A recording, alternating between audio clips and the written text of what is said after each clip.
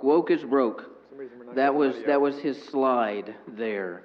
Woke is We're broke. almost there, we're just not getting audio. You have two of those. Oh, cool. Now you can give that to someone. Say here, I want you to have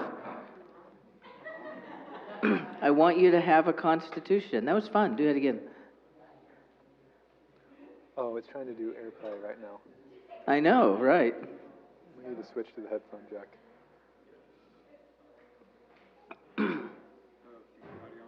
Which fallacies are we covering? There we go.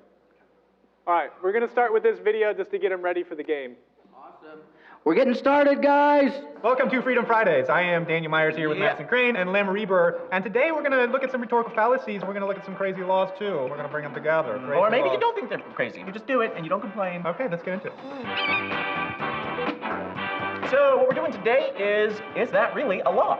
Is that really a law? Rhetorical fallacies edition. Have you ever broken a law? Oh, well, we don't have to. All right, so the next thing that we're going to be working on is... I feel like Lem hasn't ever broken a law. If there's anybody, it's Lem. Which fallacies are we covering today? So today we're going to be talking about the straw man fallacy, Yes. the slippery slope fallacy, Mm-hmm. and the genetic fallacy. Yes, indeed. We're all guilty of these fallacies from time to time. That's what we have to remember, and we want to try to use them less. So Daniel and Lem have 60 seconds each to state their case, and they have to use one of these rhetorical fallacies to argue. Lemuel is going to be fighting for the law. Yes, keep the law. And Daniel is going to be fighting against it. Against, for the people. Negative Nancy himself. It's for the people. Actually, okay, that's debatable. Okay. Today, the punishment, whoever loses between me and Lem, they have to eat some things. Some Thanksgiving Let's just say the cornucopia exploded, and you eat what's inside. It's like you went to the Just put it that kitchen way. after Thanksgiving, and everything on the counter, you just kind of like I'm put pretty it all sure in a my bowl. family does that. So I'm gonna round one, the slippery slope fallacy. Asserting that if we allow A to happen, then Z will consequently happen too. Therefore, A should not happen. No, Many, I got a many good one times. for you here, Madison. I got a good Well, one. let me present the law to you first. 'Cause Oh, you don't okay. even Oh, know yeah. the Oh my! All right, what's- I don't even know the law. What is the law we're debating over? This law is from the wonderful state of Maine. It is illegal to keep Christmas decorations up after January 14th. Okay, Lem. Yes. Present to me Yes, Judge. your case. Well, yes, unbiased, objective judge. Go. All right, so here we go. Christmas time it's coming. It's not here. It's coming, and it's a raging controversy across the plains and memes of America. Right? Are you allowed to play Christmas music directly after Halloween, and how much time before Thanksgiving, or if at all, and whether or not it's a fortnight or two? Here's the thing. I'm not quite sure where I kind of lie on that side of the controversy. I'm kind of libertarian on this. I want less government, obviously, and I want people to be able to do what they want to do. But here's the thing. On the opposite end, that doesn't apply anymore here, because at January 14th, they need to come down. Okay? I'm sorry. They need to come down because you know what's going to happen if you have Christmas decorations up by January 14th? If you let people go past January 14th, you know what's going to happen? You know what's going to happen? You're going to 15 get seconds. decorations on. You're going to get decorations on January 15th, January 16th, and March 17th, and July 4th, and October 31st.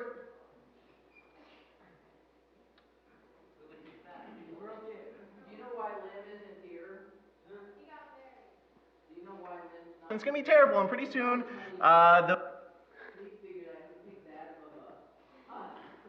those decorations are going to be in your lawn, and your kids, and your dog, and then pretty soon your neighbor is going to be jumping down the chimney and choking you with eggnog under the mistletoe. So that'd be bad, and so we need to keep the law. We need it. We need it. We All need right. it. 1, 2, 3. All right. So here's the thing about these laws and government. Power always concentrates. It always grows. Once they take a little bit, they're going to take a little bit more. I mean that actually wholeheartedly. But when it comes to this, it makes a very easy case. If the government starts telling you when you can have Christmas decorations up, you know what else it's going to tell you next? You know how that's going to progress?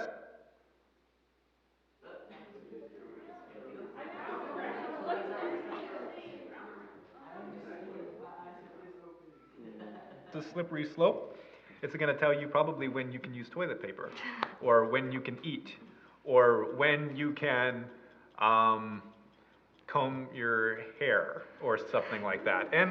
And if the government starts telling you when Listen, what you if can you do don't those have it? things, it could be very bad, if you know what I mean, for obvious reasons. So For obvious I think that we need to keep the government out of our homes and out of our decorations specifically. Because if they tell you what kind of decorations you can have, it's going to look really nasty. Everything's going to be marble. I like using your quotes. And granite, 10 seconds. and it'll be very depressing, very depressing. No more cushy chairs to sit on at home. I think when you need to use toilet paper, it should be fairly obvious. Not to the government. Oh. I'm very big on making sure your Christmas decorations are down at least after January 1st. The reason You're in why like some fascist territory I'm the there, I type of have to person say. who likes to take my decorations down the day after Christmas because it's so depressing to be looking around like there are 364 days until Christmas comes again, and I have all these decorations. It's like the corpse of Christmas. Oh, the resting corpse of around Christmas. your No! house. Very Oh, my depressing. word. And- Okay, this is terrible. Make an announcement.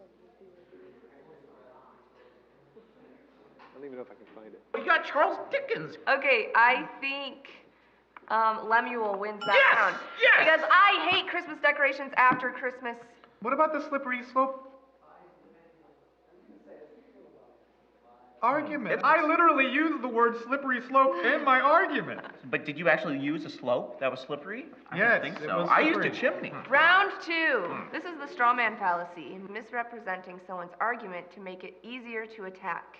This is from the state of Washington. The harassing of Bigfoot, Sasquatch, or other undiscovered subspecies is a felony punishable by fine and/or imprisonment. And here's the problem with this law, other than it's absolute trash. People that want to protect Bigfoot, Hey, watch your mouth. Your Honor, please control him. people that want to protect Sasquatch, Bigfoot, you know, whatever you want to call his furry friends, they care more about Bigfoot than they do actual people. Okay? Is there a law in Washington that says you cannot harass people? I doubt it. No. But there's a law that says you can't harass Bigfoot. Why does he get some sort of special treatment? I thought 30 everyone was seconds. supposed to be treated equally under the law. Isn't that like... For the slides after the game. It's gonna be up on a ladder. Oh, okay. Okay. They're fixing it. Okay. Sounds good. what America's all about, inalienable rights and stuff like that. So it's obvious that these people don't understand the Constitution. This is a very unconstitutional law, and I think it's absolute trash. It needs to be overturned, preferably today, if that's possible. Well, this will be difficult to shoot on I'll just set the cups down so they're not down. Good luck. buddy. Go. Good luck. Okay, listen. If you want to harass Bigfoot, listen. First of all, I can understand where it might seem like a little bit of a paradox where it says you're not allowed to harass undiscovered things. Like, isn't it like by definition, if you're harassing it, you've discovered it? But anyway, that's all aside. Listen. There's only two kinds of people that want to actually harass Bigfoot or find Bigfoot. Okay? There's those people on those cheesy TV shows with like literally there's 3 segments. Okay, and they go exactly every single show goes exactly like this. Okay, they find some local yokel or two with some unsubstantiated, completely anecdotal claim about, oh, I saw him out there. 25 And then number seconds. 2, they're like, well, let's map out the terrain and see where we're going to catch him. And then number 3, they're in the dark trying to catch him, like, oh, I heard something, and oh crap, we didn't find him. Every time they don't find him. There's only one. That's the first kind of people that want to harass and find Bigfoot. Number 2, people that want to 10 seconds. steal Bigfoot eggs. Okay, listen. Eggs? If you want to harass Bigfoot, you're just wanting to steal Bigfoot eggs. It's obvious. 5 seconds. That you're just a Bigfoot baby killer. I'm sorry. You're stealing their eggs. I'm sorry.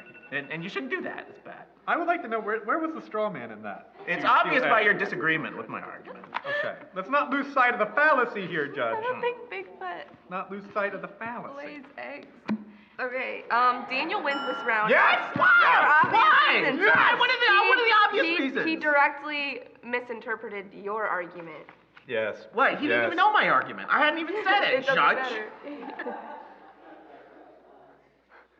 Listen, Protect he wanted Bigfoot. he Why? wanted to harass Bigfoot. And I said, no, he doesn't want to actually harass Bigfoot. He just wants to steal Bigfoot eggs. Or he wants to be one of those annoying people on Bigfoot shows that nobody likes. This is a travesty of Well, justice. you guys are tied, so you have an opportunity to win. Okay, I don't want to be eating the exploded cornucopia. I want to just be in peace. I like it when the stakes are high. Okay, round 3, and this is the final round. They are going to be arguing the genetic fallacy.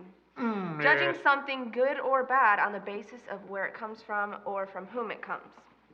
So we're going to be discussing this law from Texas. Gotta love Texas.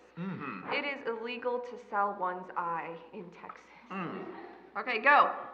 All right, so listen, as a libertarian, I generally want less government. I want more freedom in our lives. But listen, the eyeball market needs to stay isolated from Texas. Isolated? And eyeball market needs to stay far apart. You cannot trust any eyeballs that are sold from those people in Texas. I'm telling you, they got ringworm and pink eye and stink eye and all the things down there. And you don't want that in the eyeball market. Convoluting and confusing and really infecting the pure eyeball market that is out there. We don't really want that. And listen, it's not a good source. Listen, it's just problematic from the get-go. Also, you can't trust eyeball dealers. Everybody knows that. Everybody knows that, especially from Texas. I tried to return an eyeball once in Texas, and it did not go well. They said that I had run into an icicle, which clearly I hadn't. Okay, listen, it wasn't working. It was a faulty product. It was a faulty product, but they wouldn't say that. You can't trust eyeball dealers in Texas or their eyeballs. He hits the timer and then he always Just keeps keeps talking. talking every time. It's great. I don't know how you're gonna combat that. Yeah. Oh, it's easy. Go. Wait, let me burp! Whoa! Whoa! No! Hey! All right. So this law is obviously a law that needs to be overturned because the people of Texas should have the right to sell their eyeballs to whomever they please, whenever they please, whichever eyeball they prefer to sell. And the reason that this... We're done talking about it. We don't need to worry about it right now. We're doing a different game. Can you go get Matt? The cereals are already ready, so leave them there. You will bring them up when it's time. I just need to go.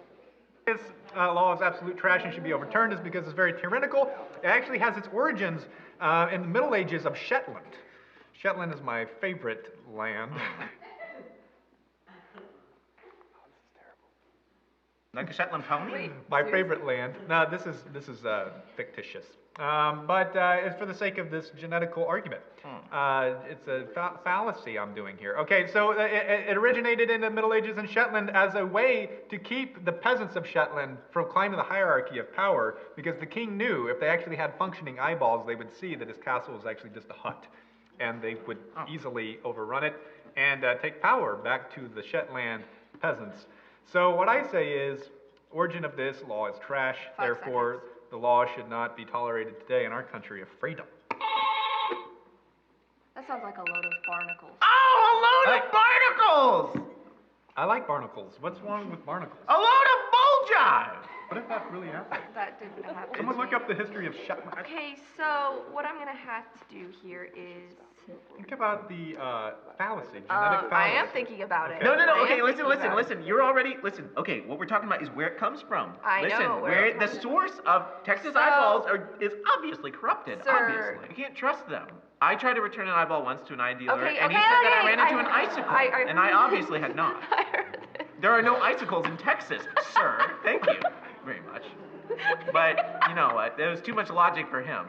I think he had two replaced eyeballs, faulty Texas eyeballs, if I might suggest. But I don't have the evidence for that, so I'm not going to go where the evidence does not suggest. Wow. The answer is clear here. Okay, so speechless. I'm going to... I've already made my decision. Oh. But I'm gonna Oh. I'm gonna have to talk you guys through it so you can understand. Oh, I Talk us see. through it. I need to be let down gently. Okay. Please. Can't stop laughing at what he said. Okay. Okay. Our judge is hysterical. Get Look your what nose you've done. Okay, so I'm just gonna come out and say it. Lemuel wins this round. That is not acceptable! He wins this round because listen, he used it perfectly. Yes. You started saying that there was you can't trust those eyeball dealers. There's too It's much obvious. of a bad rep. I'm sorry, Daniel, but court is adjourned. Oh, that's too bad. Well, This is not we have some just. things for you, Daniel. You probably are Myers. friends with Shetland or something. All right. I don't so, even believe Shetland is real. Look, in the comments, if you think I won, Or a let me know, sheepdog. because I need some affirmation.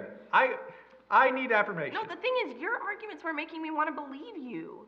You weren't using the I was fallacies. making awesome. I was properly. using them absolutely All right, properly. so, it's time for Daniel to Now eat you some would have thanks. won. It was lies. It- You don't the go whole into purpose court of and the- make up lies. The whole purpose That's of the not how argument you win. was to make an example of the He was genetic inaccurate. fallacy. There was no truth to your fallacy. All right, in let's the move on slightest. before we hit the replay, and then that call is brought back, and All right. it's overturned. All right, here we go. Wish happy Thanksgiving, everybody. We're going to be mixing up some that's a good things for point. Daniel Myers to eat. What have we got here? We have got mashed some potatoes. sparkling things. I have an order to this. Pour the mashed potatoes in with your I have an order here. For Daniel. Oh, okay. Whoa! Totally non-alcoholic. Mashed It does, apple actually. filling, Yeah. yes, and mashed potatoes and stuffing and red sparkling cider. More of this. Oh, whoa! Get some green beans and Oh, you putting a pie in So there? I'm putting it Yeah. in. Oh, you put Yeah. the pie Putting in. it- look at the Oh, side. It that's- looks like bean dip. Oh, this Because does not look good. We're going to make this an art. Oh, Let's make it. wow, I like that.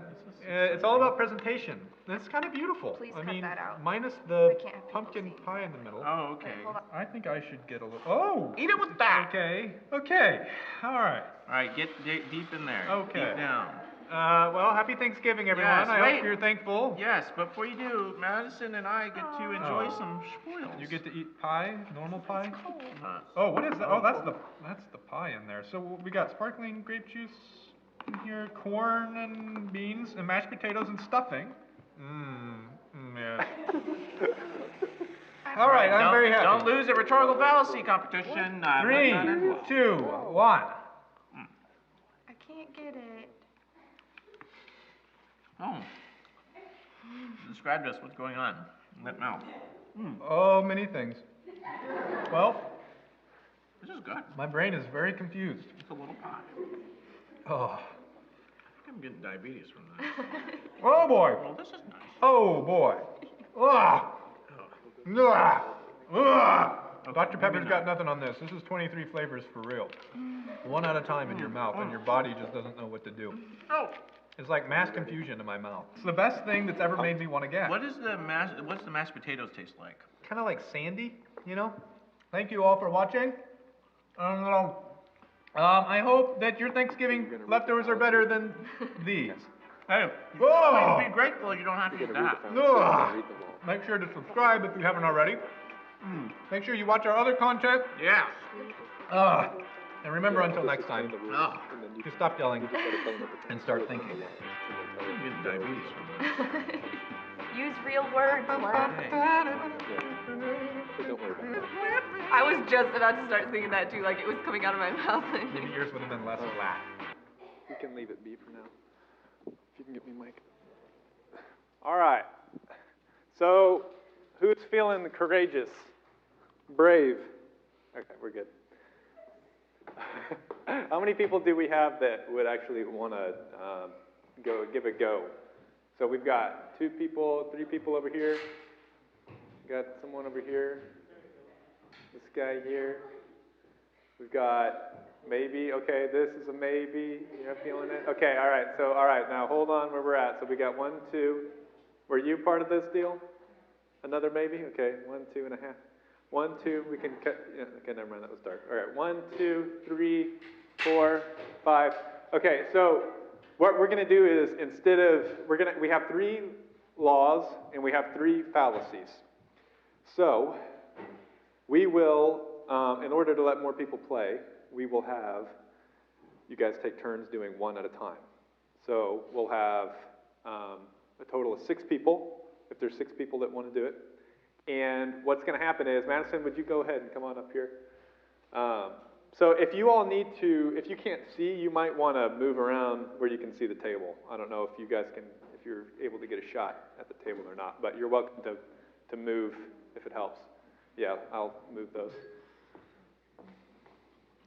Okay, so who are my first 2 contestants? And it needs to be the original 6 that we already determined. Okay, so let's go blue hat. I saw your hand with great vigor. And then, who was someone over here? First person hand up. Okay, go ahead. You're the chosen one.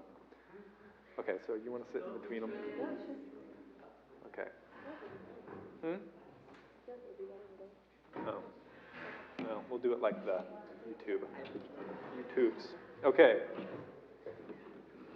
So, we'll have to, yeah, you can use a mic and then they can take turns with the mic for who's going to go. Are these mics good on and such? Okay, so I'm going to let Madison take over here in a second, but basically what's going to happen is they are going to have 90 seconds to make their case, and they have to use the rhetorical fallacy that Madison states in their argument. So generally, you don't want to use rhetorical fallacies in your argument, right? But for the sake of learning what they are, and for the sake of the fun, we're going to say that they have to incorporate the rhetorical fallacy in their argument. They have 90 seconds to do it, and then the audience is gonna vote on which was better, okay? There's no punishment this time. No punishment, so you don't have to be too afraid. Punishment comes later with the next game we're gonna play later.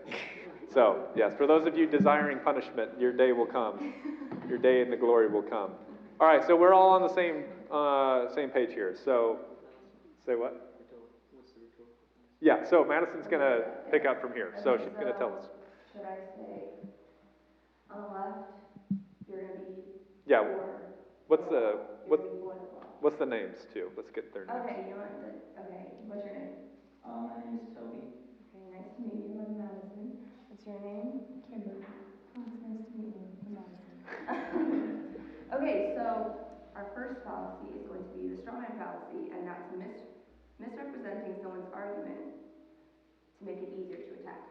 So you are going to be for the law, and you're going to be against the law. Okay, so do you need to repeat these fallacies again? Stand right here. Okay. Misrepresenting someone's argument to make it easier to attack. Okay, you got it? Okay, so this is the law. In Delaware, you can't sell dog hair. And you're for the law, and you're against it. So, who wants to start? So you can't sell dog hair. You can't sell dog hair. You're for the law, so you have to tell me why, and why they're wrong. Go ahead. So what's the whole thing about? Do you hit the bell when you want to go? Yeah, you hit the bell to start your time, and then you hit the bell to stop your time. Oh, yeah, that's right. So you have 90 seconds. Yeah, that's fine. Yeah, yeah, Don't want to leave. You don't want to go over 30 seconds. yeah, it will count against you. Okay, go. Okay, so basically, I don't think that we should sell dog hair because it's an obstruction of animal rights. And obviously, I mean, animals, we are descended from animals, and we sell our own hair to people so that they can wear it, but yes. Straw man fallacy. Yeah. So they obviously want to show that humans have more rights, that we have the right to sell their hair for them instead of them having the right to sell their hair themselves. And of course, when that happens, we start going into we start indoctrinating them. So then we start being racist towards the dogs. And we already know there's racism in that country, but I mean, racism to dogs is just going to a complete other level. And I just feel that we're just obstructing their rights as dogs because they're man's best friend. They're with us all the time. And I just feel like we should be supporting them in every possible way to sell their own hair. Excellent. Well then. Yeah, that was good. That was good. Wow. Okay. I feel like you should get creative points. That was very creative. Okay, so whenever you're ready, straw man fallacy. Okay, well, first of all, that is, when you mention evolution, that is assuming that that's true, and you basically have absolutely no proof on that. So, animals are animals, have no soul, they die, and once they're dead, I feel like we should be able to use their hair for literally any purpose we want to. I'm not sure what you're using it for, but I feel like you should have the right to, and humans are incredibly different than animals, especially dogs, and I don't care if he's your best friend. You should probably go out and get some friends if he's your best friend. And a dog can live without hair. It's not going to die. So. Okay. All right, that was quick. That Thanks was for speed. 40 seconds. Okay, so the audience gets Yes. to decide, I think. Yes. So y'all get to decide who wins that one. Can we restate the fallacy and the law? Yes, so the fallacy was misrepresenting someone's argument to make an attack, and the law was you can't sell dog hair. in the state of Delaware. So who do you think did better in that one? I'm sorry, Toby, I go for Kimber. Okay, so let's start here and a raise of hands. Yes. This is going to be tight. This is going to be tight. Can we Can we count? have someone counting hands, please? I have 2. Keep your hands up. I'm counting. I've got, I think, 13. What did you get? Okay, perfect. All right, now here. For Kimber? Oh, wow, we're going to have to get the Electoral College in here. Ooh, I'm getting 11. Either Still. way, I think we have a winner here. All right, a round of applause. That's Bunch excellent. of vegans. Great job. So at least you didn't have to get punished. All right, so you can sit down for now. I might have you come back up here in a second, but you can sit down for now. All right, so who's our next 2 contestants? Anybody brave enough? All right, you get on up here. And I saw your hand first. So. All right, All right, so so when you you guys get a know hold the of your routine. microphones, introduce yourselves. Hi, I'm Wyatt. Hi, Wyatt. I'm Jacob. Hi, Jacob. Okay, so this fallacy is the genetic fallacy, judging something good or bad on the basis of where it comes from or from whom it comes. So, do you get that? Got it? Okay. In Maine, it's illegal to park in front of a Dunkin' Donuts. One more time. Which part? Read it again. The law. The Okay, law. so the law is in Maine, it's illegal to park in front of a Dunkin' Donuts.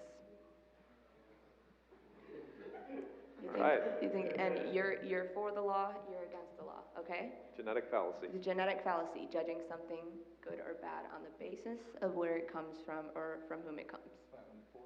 You're against the law, yes. You're for parking in front of Dunkin' Donuts. Okay, who wants to go first? You want to go first? Okay.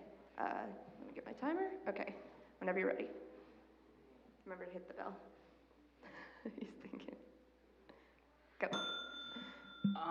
I'm for this law because if you honestly seen some of the way that women in Maine park, I mean, come on. Maine people in Maine are terrible parkers, but I mean the women in Maine. This law needs to stay a law because the women in Maine need to learn to not park in front of my Dunkin' Donuts. When I go to Dunkin' Donuts, I want to have a nice parking spot, and I don't want to see some Toyota Prius parked all wonky in front of my Dunkin' Donuts. I'm just going there to have some nice Dunkin', maybe relax a little bit, do some schoolwork.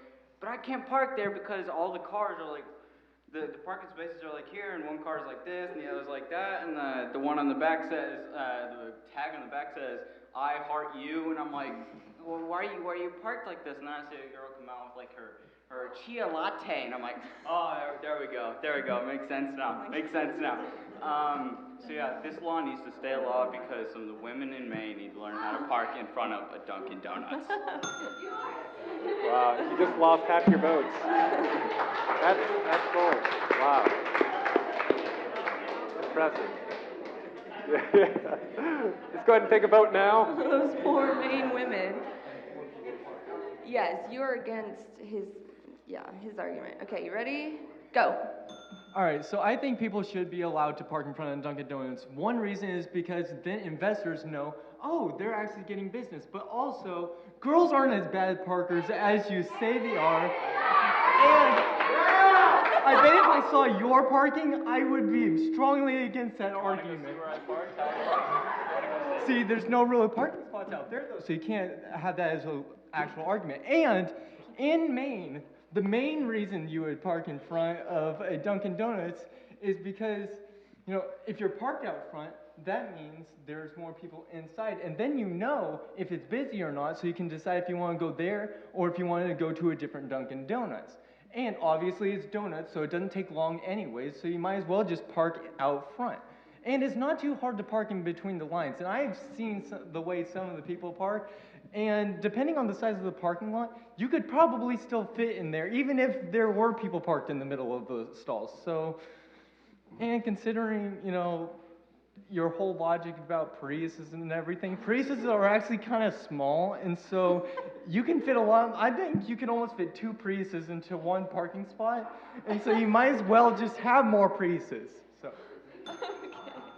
All right. All right. Let's see a show of hands for what you say your name was again? Wyatt. Okay, show of hands for Wyatt. Okay, we got.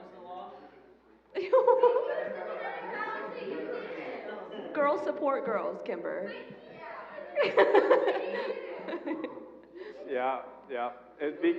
Remember the genetic fallacy. That's true. But, okay, so keep your hands up if you're voting.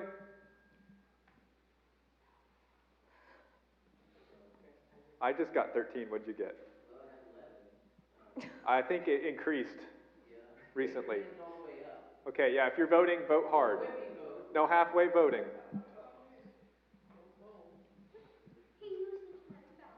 I'm getting 12 this I mean, time. in a way, he kind of did. You getting 12? Maybe it wasn't as Okay, strong. we've got 12. This is going to be tight.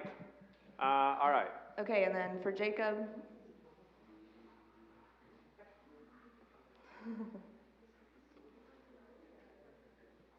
Oh my goodness. Oh, wait, but Ethan. The 13. Wow, he's like, yeah, he's the vice president. Okay, wow, so we have ourselves a winner. Wow, that was really close. You guys did excellent. Wait, how many points did he get? How many hands? He got 12. 12. And you got 13. Did they count her in the back? Because you did raise your hand at one point. Did you vote?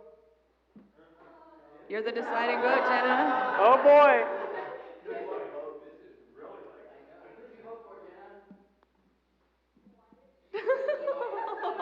Wyatt. Well, who hasn't voted? Is there anybody that hasn't voted? I vote. Does someone want? Okay, should I break the tie? Okay, so Jacob, I love you, but here's the reason I'm gonna put my vote here. It's because I think he used the genetic fallacy a little more. I think he used the fallacy better in his argument. To say that it's because of where it originated with girls and all that was a little more on point with the fallacy. But Jacob, I like that you stood up for the girls. You did right. You did the right thing. You can probably pick up a few numbers now. So be on your merry way. I'm sorry it had to be that close, and I had to be the deciding factor. Good job, but boys. you did excellent. Hey, stay up here real quick. So who thinks that we only have time for one more round? So should we have the winners of the last 2 rounds go head to head? I'm thinking that. I'm sorry if you were wanting to do it and you didn't get a chance, but I think that's probably more the consensus. Is that what we think? I think that'd be more fun. All right, so let's do that. So you stay up here. Where are you, man? There you are. Get on up here. Get on up here. Okay, so this is for all the marbles right here. So go ahead, take a seat. All right, so you're Wyatt. What's your name again? Toby. I'm sorry, bad with names. Okay. Okay, good. All right, so this next fallacy is the slippery slope fallacy. This is asserting that if we allow A to happen, then Z will consequently happen too, therefore A should not happen. I feel like there would be a better way to describe that. You guys get it? It's like expecting the worst. It's like, yes. yeah, it's like those commercials. What are those commercials where it says, if you do this, and it goes on this long trail of all these things that are going to happen? Yeah, and then it says, don't do that. That's the slippery slope fallacy. Okay, so that's the fallacy we want to use. Okay. Make sure you use that. Yes, yes. This law I am definitely guilty of. In Tennessee, it's illegal to share your Netflix. I lived.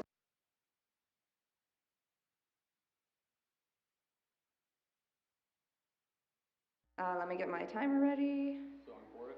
You're for the law, and remember to use Slippery slope fallacy. expecting Listen the for it. worst. Okay, here we go. Hit the go. To all of the teenagers and young people and old people as well who might have Netflix. Yay, old people. Old people. Do not share your Netflix password, because if you do, someone else could log into your Netflix and say they watch some show, and you're like, what show is this? Why is it on my watch feed? And then say teenagers, your parents come in, they're like, what's the show that you've been watching? And you might get in trouble for that. And that ain't your fault. So don't share your Netflix password, or you never know what other people might watch on your Netflix, and that could incriminate you. Now, for the older people who might have 30 seconds.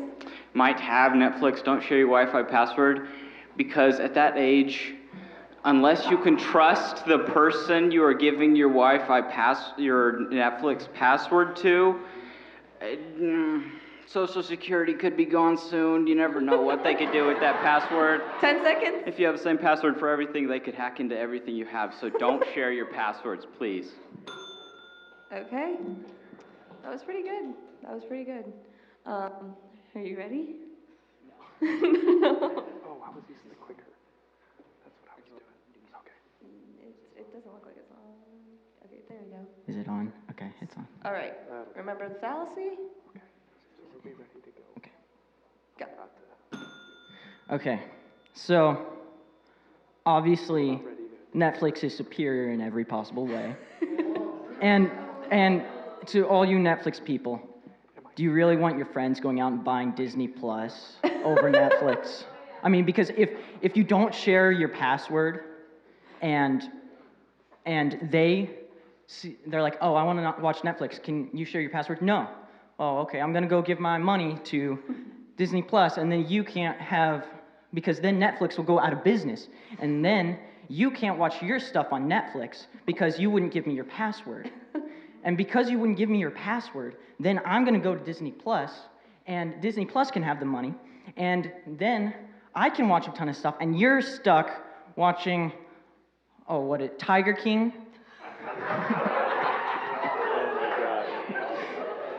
Yeah, you're stuck watching Tiger King while I'm over here watching this amazing stuff because Netflix can't have that stuff. So as long as I'm over here and you're over here, then I'm fine because you're a terrible friend. And you, of course, and then the girls, obviously. I mean, if you share your Netflix password with your girlfriend, she will love you so much more because we all know 10 seconds. Money is what matters over feelings. That was really good. All right. Are we ready for the All right, that final was vote? epic. I like it. Okay, so let's go ahead and take the... Show of hands for Wyatt. All right, let's get the counters counting. So make sure you hold your hands up. They dropped Gina Carano. No. No. They're both bad. How many of you like The Amazon Mandalorian? Prime. Mandalorian or Avengers fans? Geeks? Oh, Avengers? no, get the left. All that stuff? Okay. All right, is that everybody that wants to vote? Okay, if you didn't vote, all right. All now, right, hands for Toby. let's hear over here. Uh-oh. Oh, no. Everybody Oh, vote. no. I feel like I'm on Fox. We're ready to call it. Okay. We have ourselves a winner right here. Right here. Round of applause. Both were really good. That was probably the best round so far, though. You guys did excellent. Yes, Great good job. You are welcome to go ahead and get back seated. We'll get going.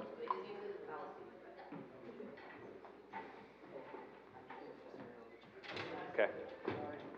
Oh, you're good. Oh, all right. So we got just a second here. We're going to get our screen set back up. Well, do you feel like you learned anything from that? So, what were the fallacies that we had? Slippery slope. What's another one? Genetic. What's the other one? Straw man. Yeah. Slippery slope, genetic, straw man. What is the straw man fallacy? What does that mean?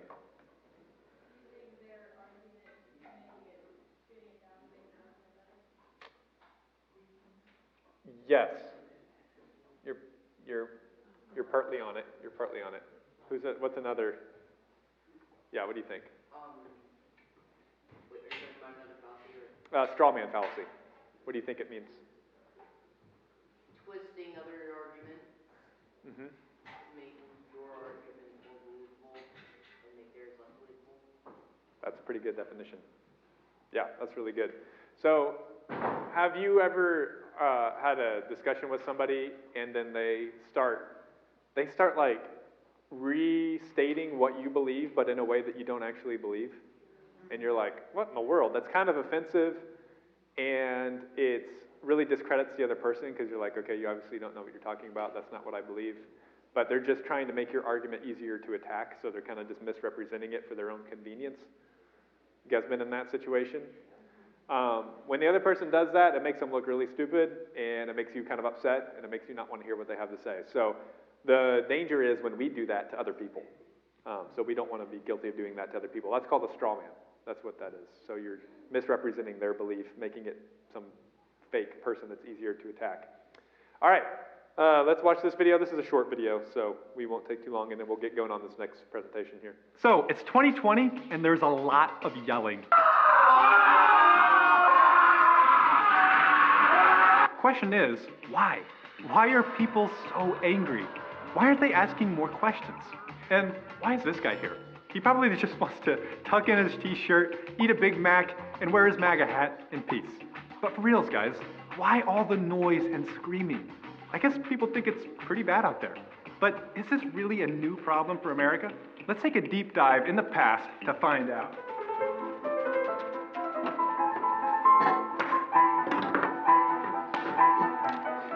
That is a dead eagle.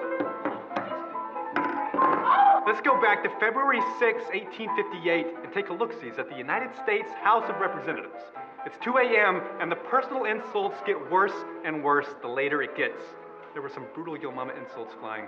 And insults soon escalated into a good old-fashioned fist-to-face brawl with over 30 congressmen.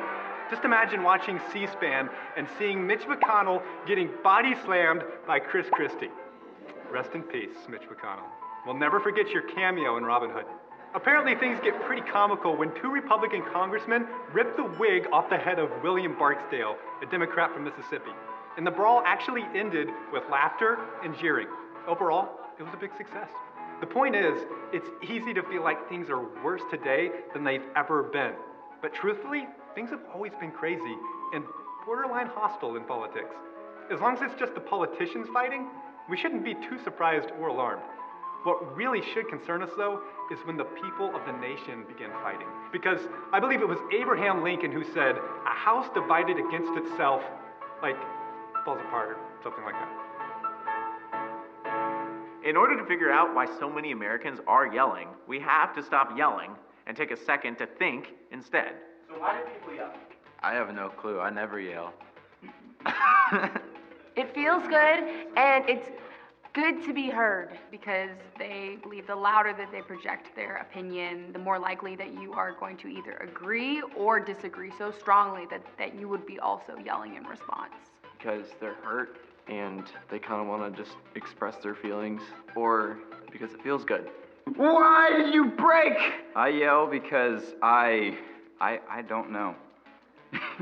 Now let me ask you a question. Have you ever yelled about something that you were not sure or confident about? Think about it for a second. If you're giving birth and you're screaming, you're probably pretty sure that there's like a kid coming out of you right now. There's so much yelling in the country right now because Americans are pretty sure of themselves. Of course, they're right because they feel passionate about it, right? They've had experiences. They've felt all the feels. But it's not always bad to be sure about your opinions. In fact, if you're a surgeon performing an appendectomy, you might want to be sure you're removing the appendix and not the liver.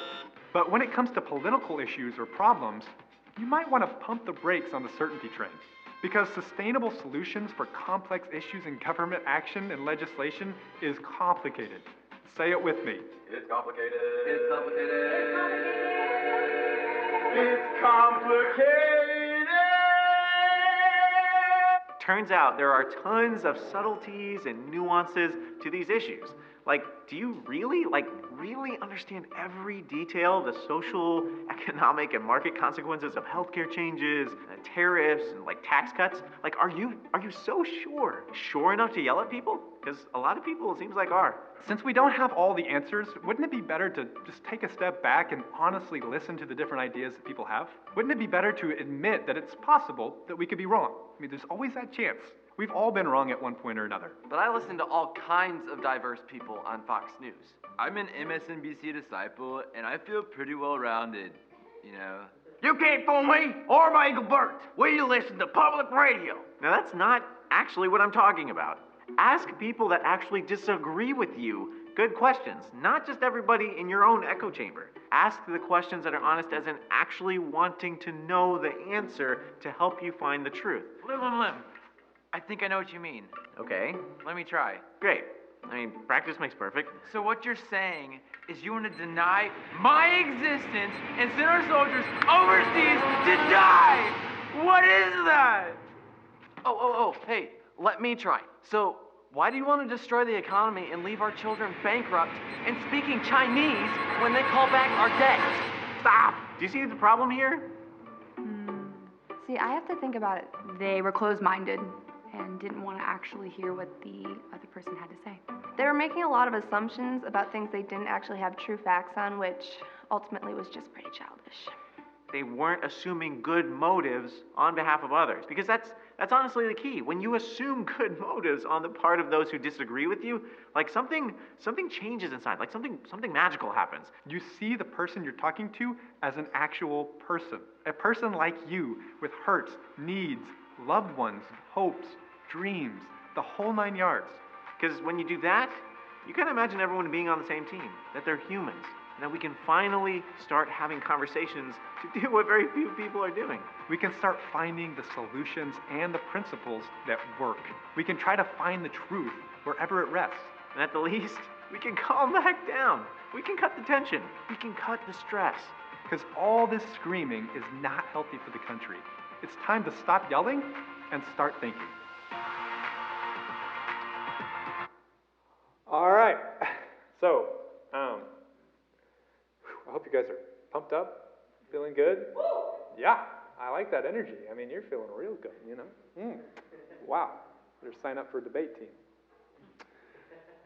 So, I'm gonna keep this presentation moving relatively quickly here, and there's gonna be some overlap between this presentation and our next one. So I'm gonna try not to bore you to death, but I want you to, this is really important stuff, and it's so much bigger than politics.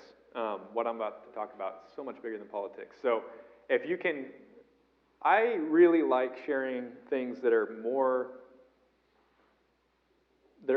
transcendent to helping you in as many areas of your life as possible, not things that are just strictly politics, because politics is just one little outgrowth of your life and just a practical application of what you feel deeply and what you believe on a fundamental level.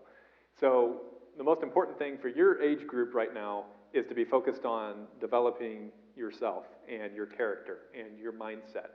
And as you do that and you develop a healthy mindset and healthy character, it's going to inform the way that you view politics, it's going to inform the way that you interact with politics, and even if you're not a very political person, you're still going to have good, solid wisdom to draw from to apply to political issues. So you don't have to be a geek, a political geek, and you don't have to listen to Ben Shapiro every day and all that to be able to think good thoughts and come to conclusions for yourself. And that's actually what this presentation is about. How do you actually stop yelling and start thinking? And it might sound easier than it actually is. It's a lot harder to actually think for yourself than you think. Have you ever thought about that? It's complicated. So here's the first key. Like when you stop yelling, you'll start thinking. So our motto is stop yelling, start thinking. The thing about yelling is that it's emotion, it's not intelligence. So if you're yelling, just stop. Take a step back because you're probably not thinking very intelligent thoughts in that moment because your emotions are enraged and inflamed and you're about to just torch everything in front of you, and you're not thinking very clearly. So when you stop yelling, you allow yourself to actually think. So that's what we want to talk about. I'm going to give you 5 key takeaways, key things to focus on that actually help you think more healthily as a person.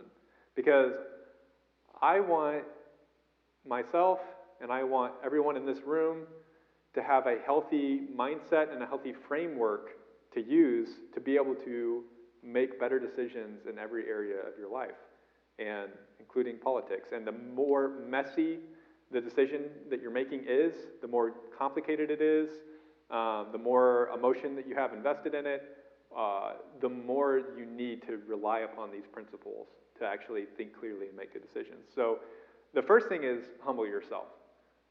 When it comes to actually making decisions about issues and thinking things through and finding out what you believe, you have to go into it with a humble mindset. I want you to think about this for a second. There's roughly 7 billion people in the world, and there's not hardly any 2 people that believe the same exact thing about everything. That means that there's a lot of people that are wrong about things. And what are the odds of you being the one that just so happened to be right about everything? Basically 0, right? So because of that, you have to realize, have a little humility to realize that there's probably some things that you believe right now that aren't entirely true. There's probably some things that you believe right now that could be more holistic, that could be a little healthier in your perspective of it. There's a lot of information that you don't have about things, and no human being in the world has even a tiny fraction of all the knowledge that there is to be had in the world. And so I don't care how many letters you have behind your name, or if you have a PhD, or whatever your credibility is, you know basically nothing. So have a humble mindset when you're considering issues and when you're trying to discover your beliefs, because that humility is actually going to help you be more intelligent. It's actually going to help you learn more, because a lot of times life gives you situations where there's constantly learning situations, right? Every person you talk to is an opportunity to learn. Everybody you talk to has something that they can teach you. And it may even be just that they're teaching you how not to talk. You know, it could be something that simple, but there's something to learn from everybody. So life is constantly giving you opportunities to learn. And there are going to be mentors in your life that you may not even realize right now. And there may be people right now that could be mentors to you that you are not seeking out. And there could be teachers that you have in your life that you are ignoring. And there could be parents that you have in your life that you are ignoring. And there could be a pastor that you have in your life that maybe you're ignoring. The list goes on and on and on. The point is, if you have a prideful mindset and you feel like, oh, no, I already have, things figured out. I kind of know, I know what I believe. I know this, I know that. I don't really need that much help. Or maybe there's a particular issue where you really feel like you've got your act together, and now I know a lot about that. I know more about that than this person. When you do that and you have that kind of arrogance or pride, it actually keeps you from learning, because now you're passing up opportunities that you could have actually taken advantage of to learn more. And have you ever heard the saying, truth doesn't mind a question? So a lot of people are afraid to ask questions because they feel like it is a threat. It puts into question the belief that they currently hold, and that feels like a threat to them because they are holding so closely to their current beliefs, and their pride keeps them from accepting questions. Well, whatever the truth is, it doesn't mind a question. And if it's actually true, it can hold up against tough questions. So questions actually allow you the possibility of expanding your mind and of strengthening your views. And the key behind that is it takes humility to ask questions. It takes humility to accept that maybe there's things I don't know that I should know about this issue. And also, not only that, it's not necessarily always that, oh, there's just something that I really wish I knew about this, but I don't have the humility to ask about it. It could be just having enough humility to realize that there are things that you should be asking that you're not asking. You're too confident in whatever particular issue this is. So a little humility goes a long way to helping you actually learn. Next thing is recognizing your biases. So, does anyone in here have biases? Do you know what that is? Yeah. Everybody has biases. And basically, a bias is just, I should have like a really good dictionary definition, but basically it means that, let's take like, you guys have probably heard the term biasness when it comes to like a reffing a game. And the team that you want to win is, the calls aren't going your way, and you're like, well, that ref is biased. That just means that they have their own interest in mind that's warping their view and making them make decisions that are actually not right because they're making decisions with their own interest in mind. And maybe they don't even realize they're doing that, but that's what biasness means. A lot of times you're blind to it when you have biasness. But at the same time, you watching the game are also biased, and that's why you think that every call against your team is wrong, even though it probably wasn't. Because you are biased to your own interest that your team win, and anything that goes against that you see as suspicious when it really may not be. And you may not realize that's happening, but it is. So that's just kind of a example of a biasness. But there's a really deep biasness that people hold that I think most people don't realize they have, and those are the ones that are the most dangerous, because what we're trying to do right now in this session is help you think better. We want you to make better decisions. So in order to do that, we need to be able to pull out these biases that we don't know we have so that we can account for them when we're making decisions. So this one I'm talking about, even though there's many to be talked about, I'm talking about this one because I feel like it's one that people don't recognize as often. So there's this idea as humans that different equals bad. And it's not something that we say generally, it's not something that we would necessarily admit, but it's something that we feel instinctively. And obviously there's different types of people and different personalities, and some people love adventure and they love trying different things. But just as kind of a general rule of thumb, just humans instinctively, we have this fear of different. Have you ever heard the phrase, fear of the unknown? So there's things that we've never done before that are scary to us just simply because we've never done them before. Or there's, maybe as a child you experienced this, or maybe you still experience this, but I can't tell you how many people I've talked to who will not try a certain type of food or a new experience because they say that they don't like it, but they've never even tried it. And I'm like, how can you say you don't like it if you haven't tried it? That doesn't understand, that doesn't compute. Well, it's because it's different. I've never had it that way. You can't. So one thing that I do, maybe you guys are like this, I highly recommend this. Put cream cheese on your hamburger. I don't know, maybe that's not different here, maybe it is different. Do you do it? Do you do that? You want to know? Okay, this guy's excited. I like that. Yeah, so here's my secret. You put cream cheese on your hamburger, and you put some raspberry jelly on that cream cheese, and then put some freshly diced jalapenos on that, and maybe even some cheese, and that thing is amazing, in my opinion. It's one of the best things I've ever eaten. I love it. You can do the same thing with a hot dog. It's called Monte Cristo. It's very similar. But a lot of people, when I tell them that, they're like, oh, I could never do that. That sounds terrible. It's actually really good. Think about it. Cream cheese is really tasty. Almost everybody loves cream cheese. The jelly is really good. You know, a little spice is something most people like. Like, they're good things, but because it feels so different than what we're used to, ketchup, barbecue sauce, whatever, that there's this kind of a natural repulsion to it. Like, oh, I couldn't do that. Can't try that. That's just a silly example of something that's a lot deeper, which is to see different as bad. So when it comes to food and preferences, not that big a deal. But what you need to realize is that when it comes to your beliefs, that same, the same thing happens, where if a belief is presented to you that's different than what you're used to, or you know what you're comfortable with, you kind of just automatically see it as bad.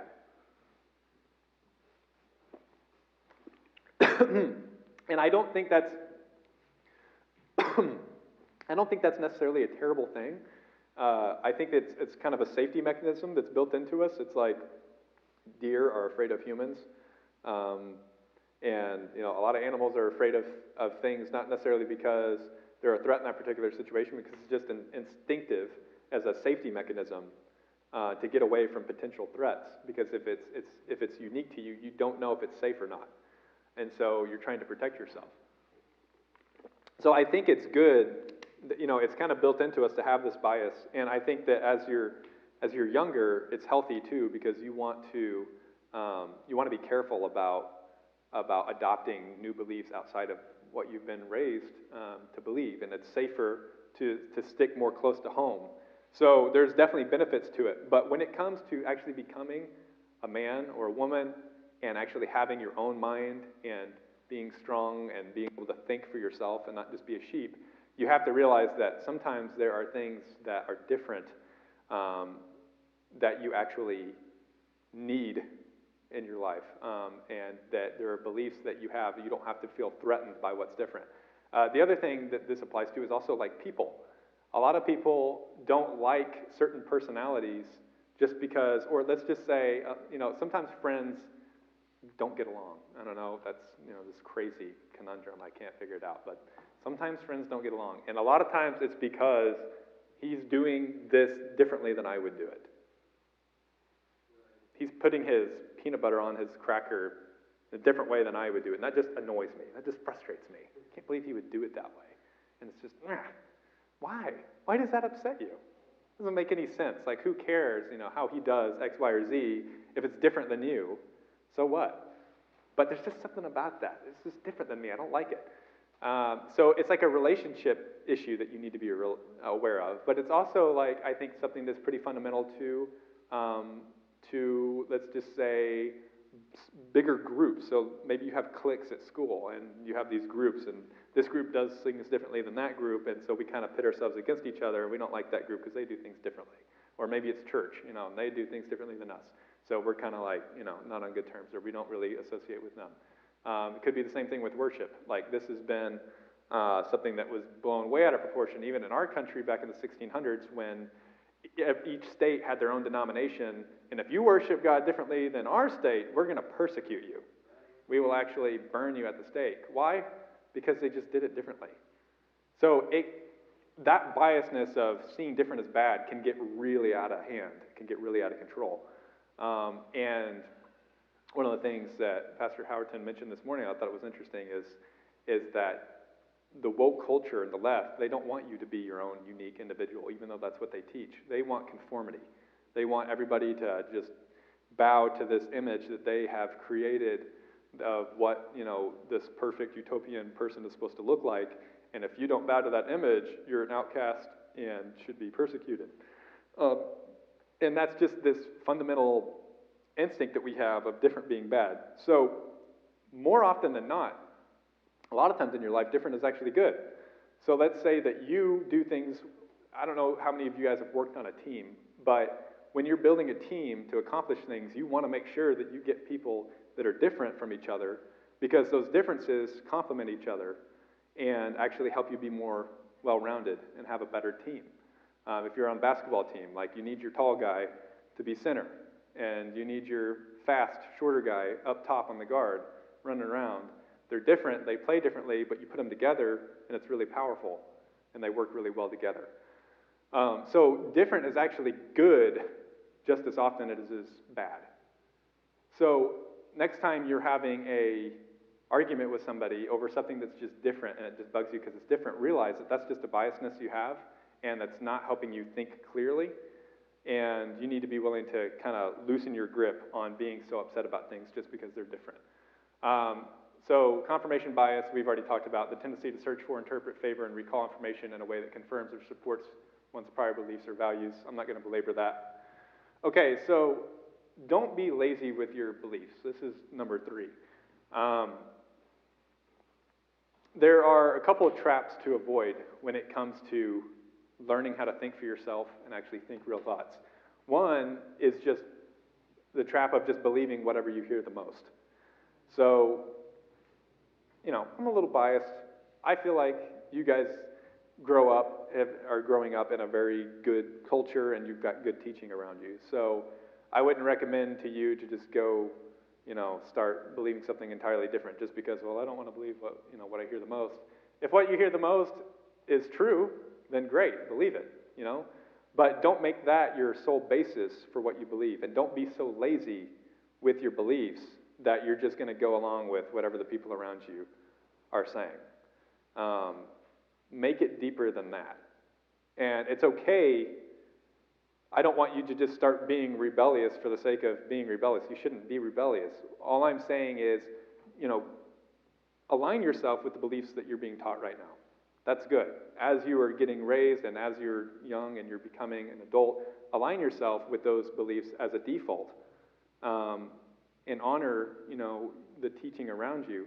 But start trying to grow deeper as a person to where it's not just, I'm believing this just because people around me are saying it's true.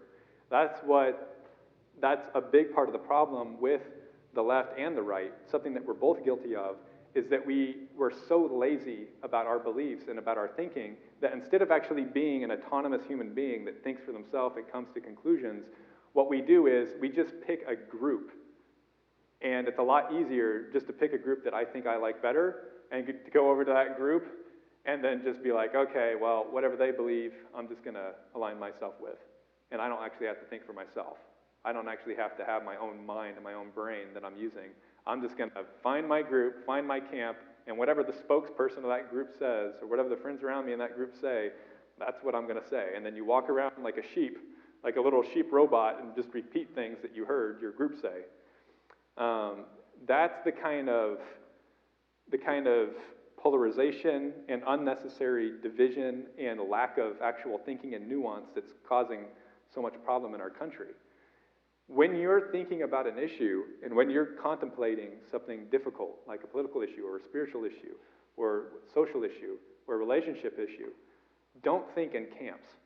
It's not really healthy to think in, okay, well, there's this camp and I could go with what they say, or there's this camp, I could go with what they say. It's not about, that camp could be dead wrong. That camp could be dead wrong. The truth could be somewhere in between, or the truth could be over here, and neither of the camp has it. Or maybe this camp has some of the truth, and this camp has some of the truth. The thing I'm trying to stress right now is don't just use people groups to think for you.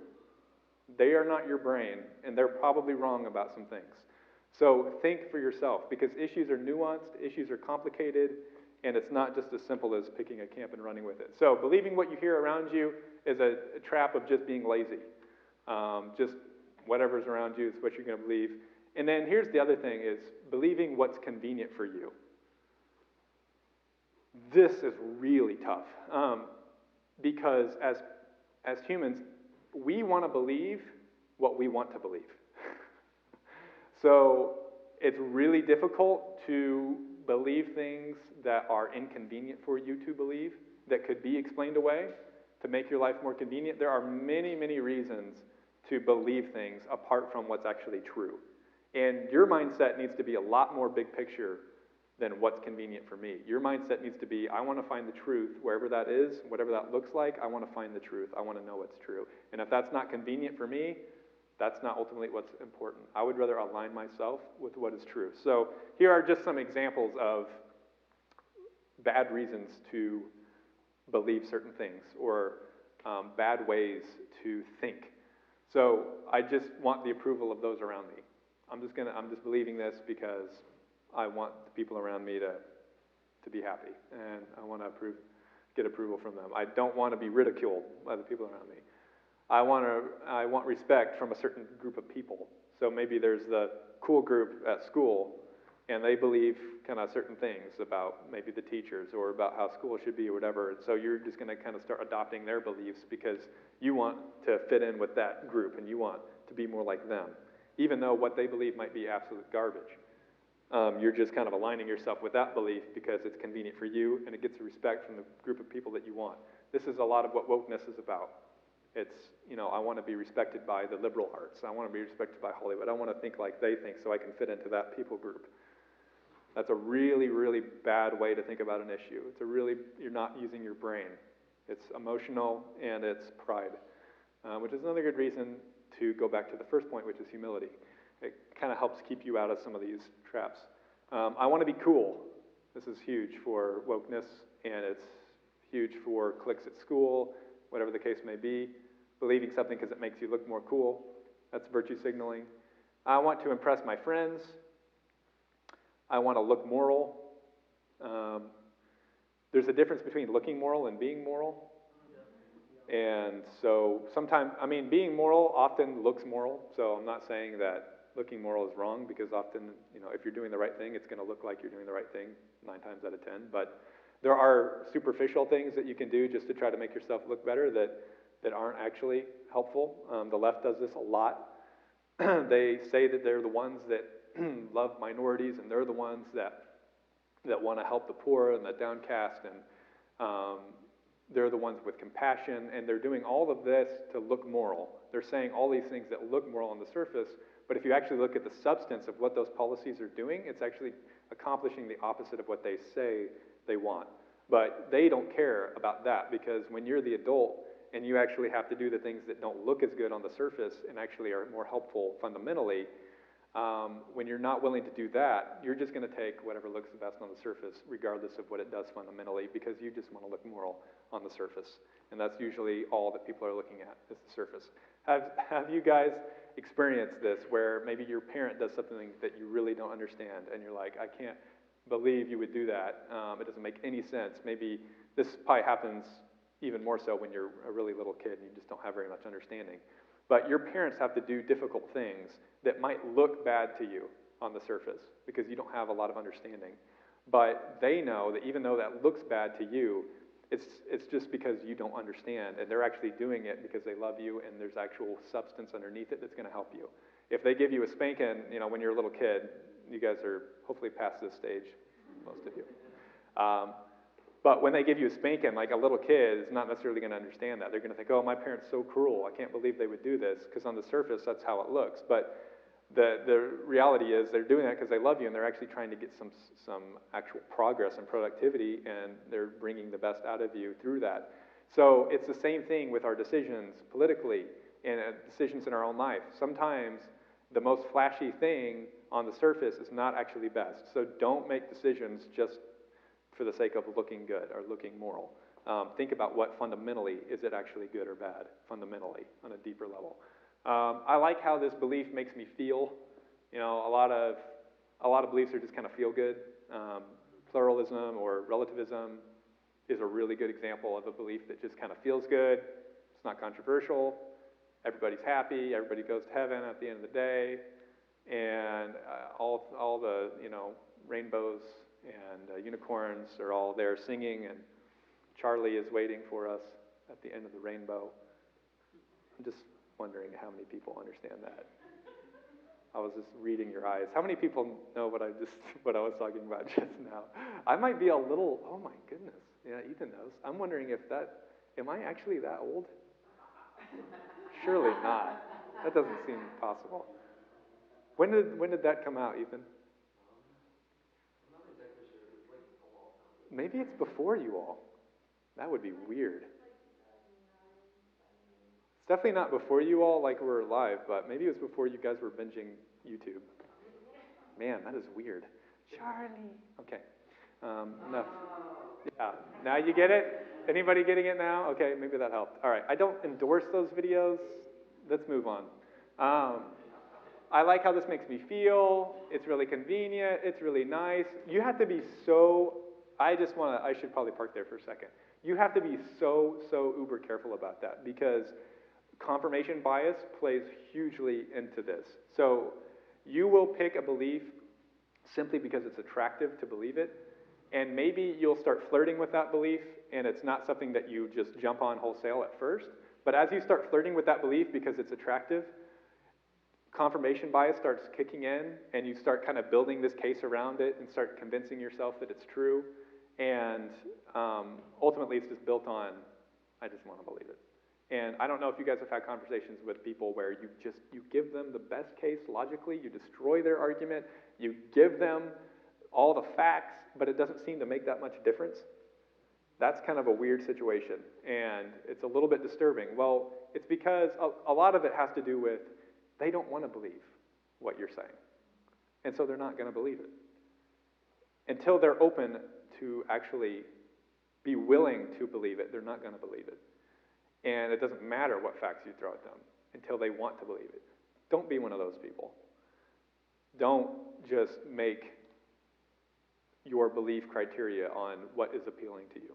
All right, and it's harder than it sounds, I promise. There's probably beliefs right now that you hold because you want to, and not necessarily because they're true. So try to uncover some of that biasness in you and be more objective about it and think about that.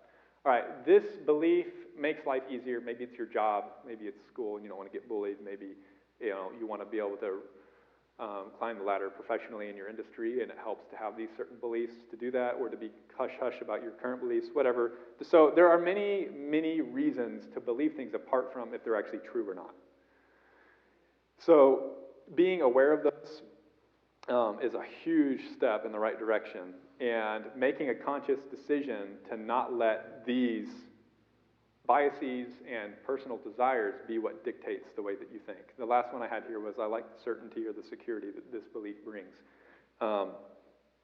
There's certain beliefs that they just make you feel more secure, more confident, and it's not true.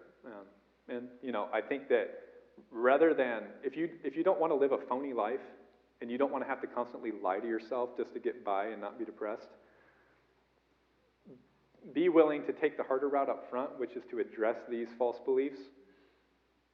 It's going to be a little bit harder up front, and you're going to have to dig into that wound a little bit, but long term, what you need to do is find a way to be secure as a person and find a way to have joy as a person on what's actually true, so you don't have to lie to yourself for the rest of your life and live a phony life. So if you're holding to certain things that aren't even true because they make you feel more secure or they give you more confidence, you're not a terrible person for doing that. I think we all do that to some extent. But you're going to be a lot happier and better off if you can start to address that and find something deeper to give you that security, something more solid, something more true. Because I promise you, there is something deeper and more solid and more true than whatever lie that you're holding to that's giving you confidence right now. There is something deeper. And if I really want to get spiritual, I could say Jesus. That's usually, what it comes down to for the really fundamental deep stuff. But there's so much to it. All right, that's not the point of this particular presentation, so I'm moving on.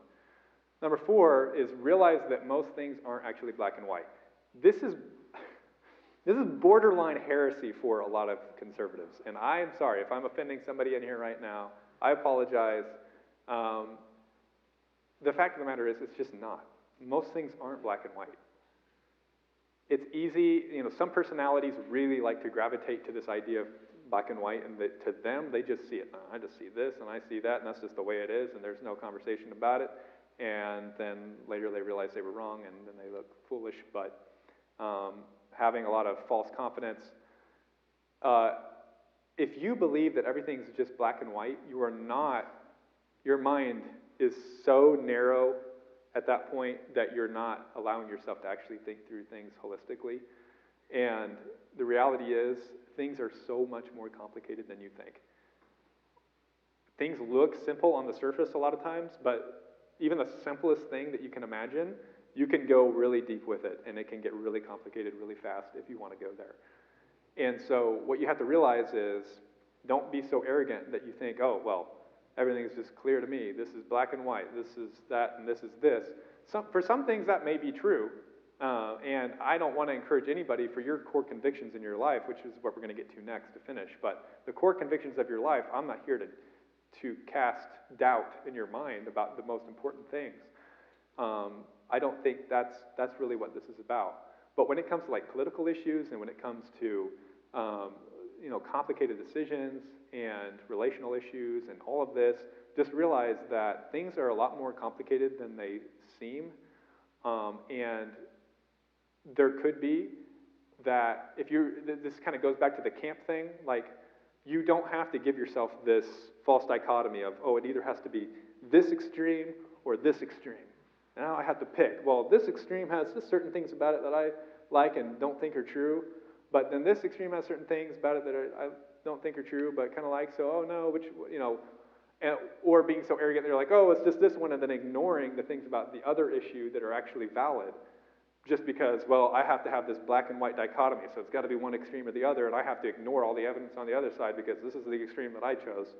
A lot of times, issues are, if you hear out an issue, you're going to realize that this is something that you really need to do. Like, if you're going to actually be someone who thinks for yourself and has a solid foundation for your life, you need to be willing to hear out all the sides of an argument when it comes to an issue that you're thinking through in your mind. I've heard, this is really funny. I'm guilty of this. I think we're all guilty of this, but something that's really funny is when we take some issue that we think is difficult. Let's just say it's, I believe you should ride a horse without a saddle. No, I just think that's the way it should be.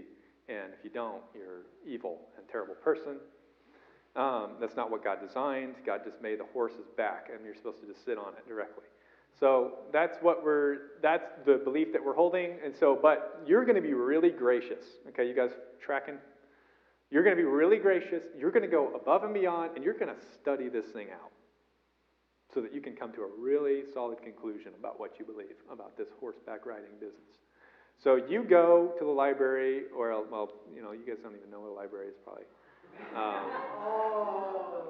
Shame on you. Wow, okay, you're awake. All right, good. So you go to the internet, to the Google, to TikTok, and you find a book that says 9 reasons why you should ride a horse bareback. So you're like, oh, perfect, I'm going to read this book about why, so I'm doing my study, I'm doing my research. Now I know why my current belief was true. But you stop with that book, and you're like, okay, well, now I'm really convinced, I studied it out, I knew I was right. Turns out, what are the odds? I was really right. Man, isn't that amazing? Never saw that coming. You say that you studied out, but you haven't. You haven't even looked at the other side of the argument. You just went and read a book that confirmed what you already believed in the first place. And there's a place for that. If you're struggling with something and you just need some answers, some questions answered, go read a book that addresses the particular issue you're struggling with from your perspective, and maybe from your parents' perspective, whatever the case may be. But if you actually want to study something out holistically and make a real decision for yourself, you can't just look at one side of the story that fit what you believe in the first place, and that's just going to reinforce your current belief and call that studying it out. That's not. So this is dicey territory because it gets kind of scary, and a lot of parents and a lot of leaders are afraid to encourage this.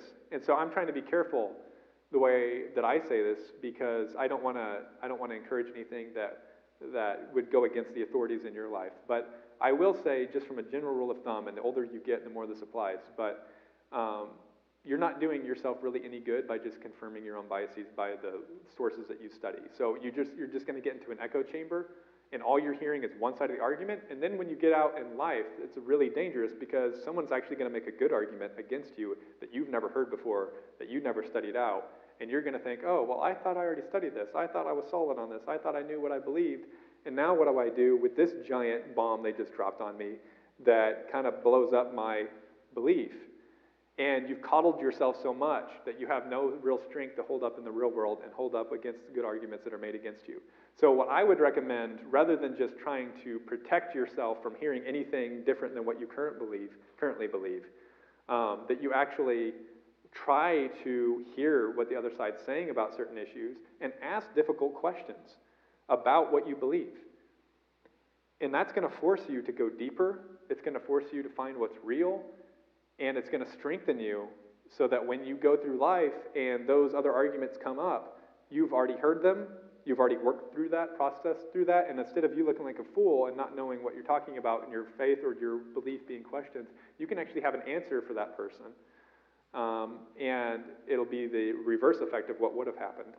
And a lot of times, the more I study something out, the less dogmatic I become about a particular thing, because you realize that there are actually good arguments on both sides a lot of times.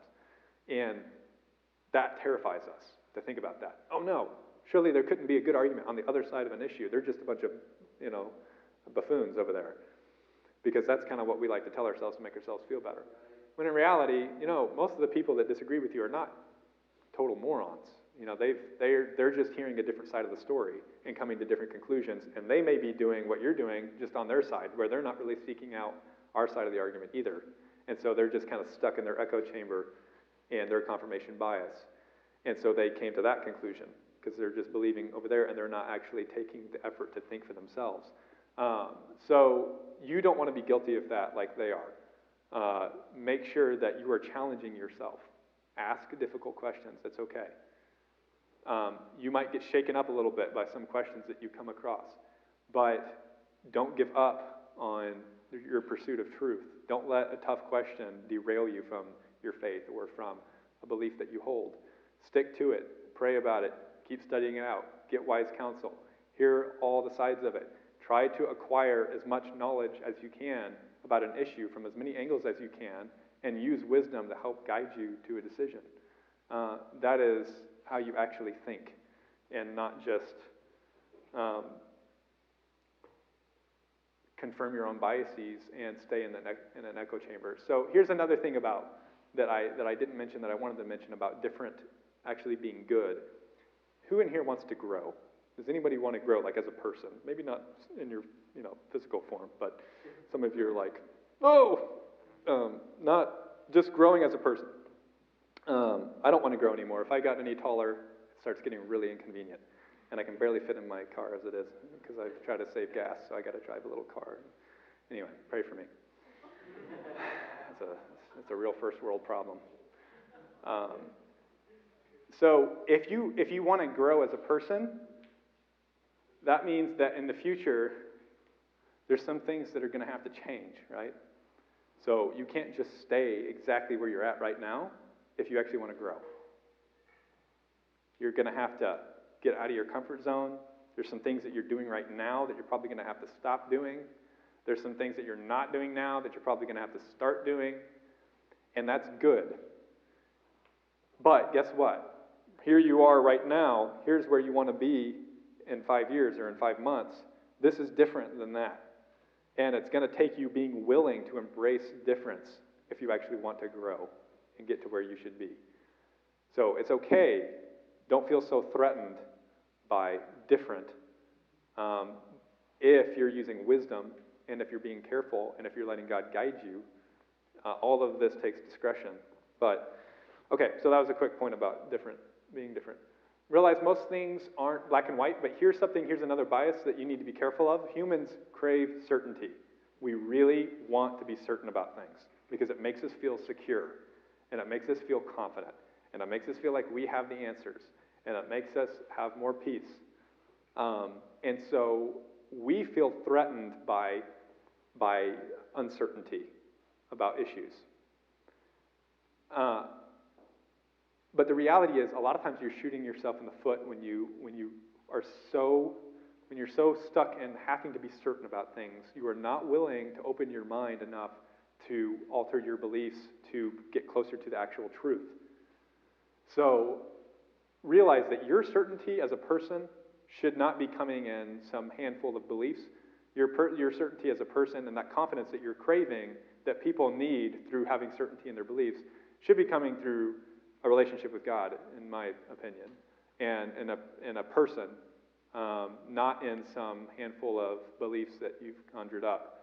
I think that we can be really solid in our faith in a very fundamental, real way. I think that there's evidence that is unshakable, that Christ came and he did what he did, and that he is the Savior, and that he was God, and that you can have a relationship with him. There are really fundamental, deep things that you can question all day long and still come away with that conclusion, in my opinion, and in the experience of many people. So hold to that. Let that be your security. Let that be the strength that you need. But everything beyond that starts getting a lot more subjective, and you don't need to necessarily hold quite as tight of a grip. Just realizing that you are craving that certainty, but until you're willing to let go of that, you're not allowing yourself to grow. And just because you let go of it a little bit doesn't mean that it isn't true. It doesn't mean that you're not going to come back to it again. But we have to get outside of this really stagnant, rigid, where we're not growing. We have to get outside of that, and that means setting aside some biases. All right, so number 5, and then we'll be done. Keep the big picture in mind. So it's really easy when you're contemplating issues and when you're trying to make decisions, especially in relationships, that you get so close to something that you can't even see what it says. You know, if I were to try to read this Constitution like this, I can't make out any of it. It's just a bunch of blurs. You would think that the closer you are, the better you would see it. But at a certain point, it actually starts to become a detriment, and you have you ever seen older people do this? Not, you know, throwing shade on any older people, but, you know, it's always interesting. Like, they're always, like, trying to look under their glasses or something. I'm not sure what it is, but why do you even have glasses? No, just kidding. It's, you know, far sight, near sight, all the sights. Yep, I'm well on my way. In fact, I should be wearing glasses right now, and I'm not, so. Anyway.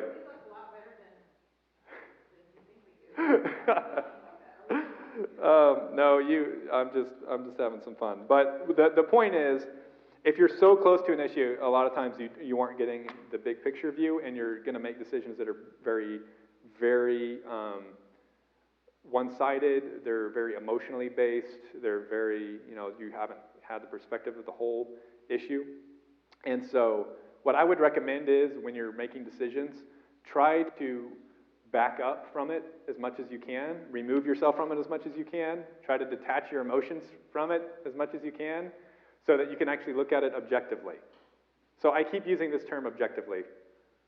I have a feeling most of you know what that means, but let me just say, because it's so important, that, so there's subjectively and there's objectively. So think about objectively means like the word object is in the word objectively, right? Like an object. It's actually solid, it's tangible, it's real.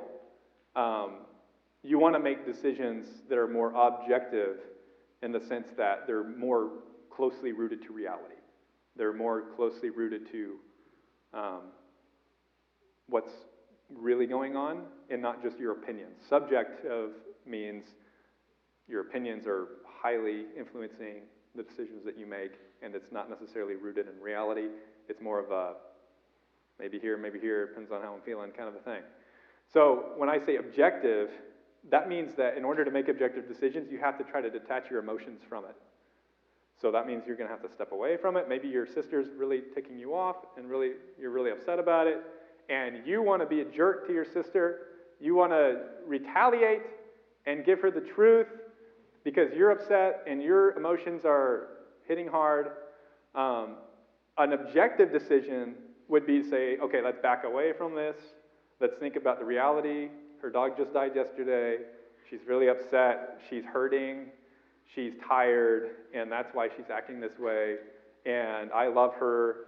And so instead of me being mean to her, I think the closest thing to reality is that I be kind and gracious to her right now. You're being more objective about the situation. Here's the facts. Here's what's actually going on from a big picture view. And I'm going to remove myself enough from the situation to actually see the big picture view and what's happening, and I'm going to make a decision based on that. That's the kind of thinking that you want to do with every area of your life. Back away from the situation, get your pride out of the way, get your emotions out of the way, get your biases out of the way, gather the facts, gather all the angles, and then make a level-headed decision with wisdom based on that. So, just wrapping up here, discover your core beliefs and let them guide you. So you're going to have some sort of criteria in your life to make decisions. You can't just float around and go on a case-by-case for all of your situations. There are going to be guiding principles that you have. That's basically your worldview. What I would recommend that you all do right now at your age is don't worry so much about all of these little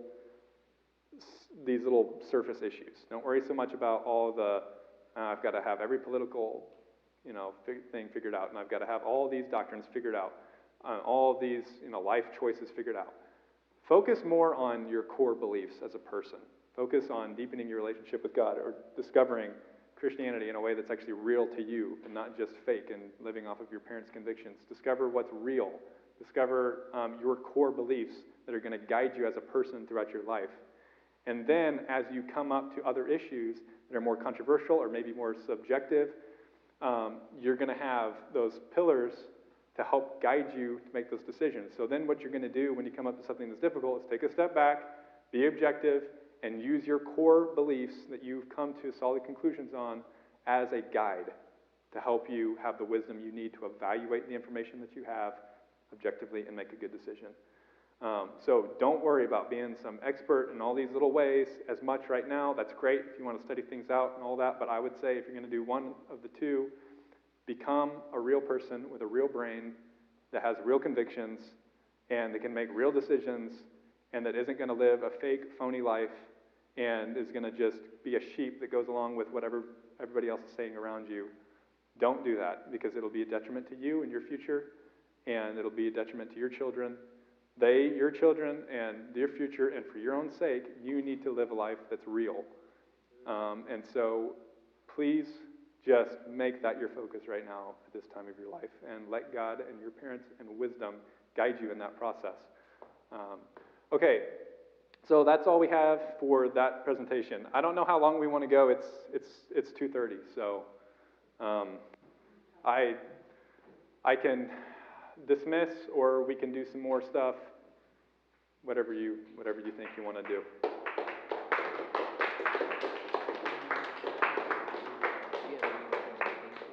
I do. I could do a real quick version, maybe. 10 minutes? Yeah. Can we do that? Yeah. I think it's important. Can you Yeah. guys hang out for about 10, 14 more minutes? Let him go through this. This is really good information. It's going a little bit long. Yeah. It's Caleb's fault, and so it's not our fault. Caleb. So Anyways, go ahead. I did say that we would do a little more fun and a little bit more punishment. So I would just say that I'll do a really quick version of this next one. I'll just run through it, and then you guys, technically, I'm going to speak a little bit out of turn here, but yeah, we want to be respectful of your time, and it's technically supposed to finish at 2:30. So for anybody after I finish up with this who wants to go, you're welcome to go. If you need to go, look at this beautiful tree. Wow, it's gorgeous. But for those of you who want to stay and have a little more fun, if you're able to do that, we'll play a little game afterwards, and it'll be low pressure. If you want to go, you can. If you want to stay, you can. But we told you we would, and so if that's okay, Yeah, that's fine. we'll do a little bit of fun after this. But I'll probably have to take my two girls. Okay. Stepmom and sister are here Okay. in town until 4, so Okay. we'll probably have to leave What time are you leaving? 2:37. No, 2:37? We'll wait till you're done. Okay, well, we'll do it. It'll be really low pressure. If it works, it works. If it doesn't, it doesn't. But we'll just make some of you eat some nasty stuff and then let you go. Amen. That'll be good. Okay, it's as simple as that. All right, let me get this one really quickly. If you guys have any questions or, need to draw from the infinite wisdom of Pastor Howerton, this is only going to take a second. While he's wrapping this up, it's just the cram-packedness of this weekend has been insane. So I do need to go meet my family. They're here from Oklahoma and Illinois, and they came here to see me. Well, they probably came to see the grandkids, but we gotta be positive, right? But I want to thank Daniel and I want to thank Madison and Ethan for coming, and I want you to, if you can hang out for a few minutes to get to know them a little bit and do this thing. I'm telling you, I love these young folks. They're excited about what this opportunity, this initiative, this ministry, all of this stuff wrapped in one.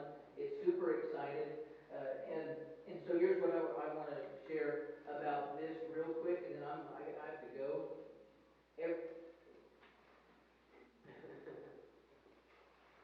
My Bible's down there. Do you have a Bible? Let me see it real quick. Thanks. Okay. So that was the Constitution, but everything in this book is true. Amen. Well, except for this. Everything in this book is true. Everything. Everything in this book is absolutely true. You could be blinded by the truth, and when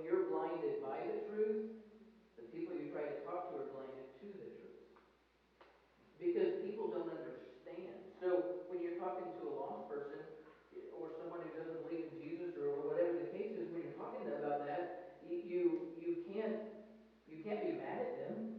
You can't hate them. Does that make sense?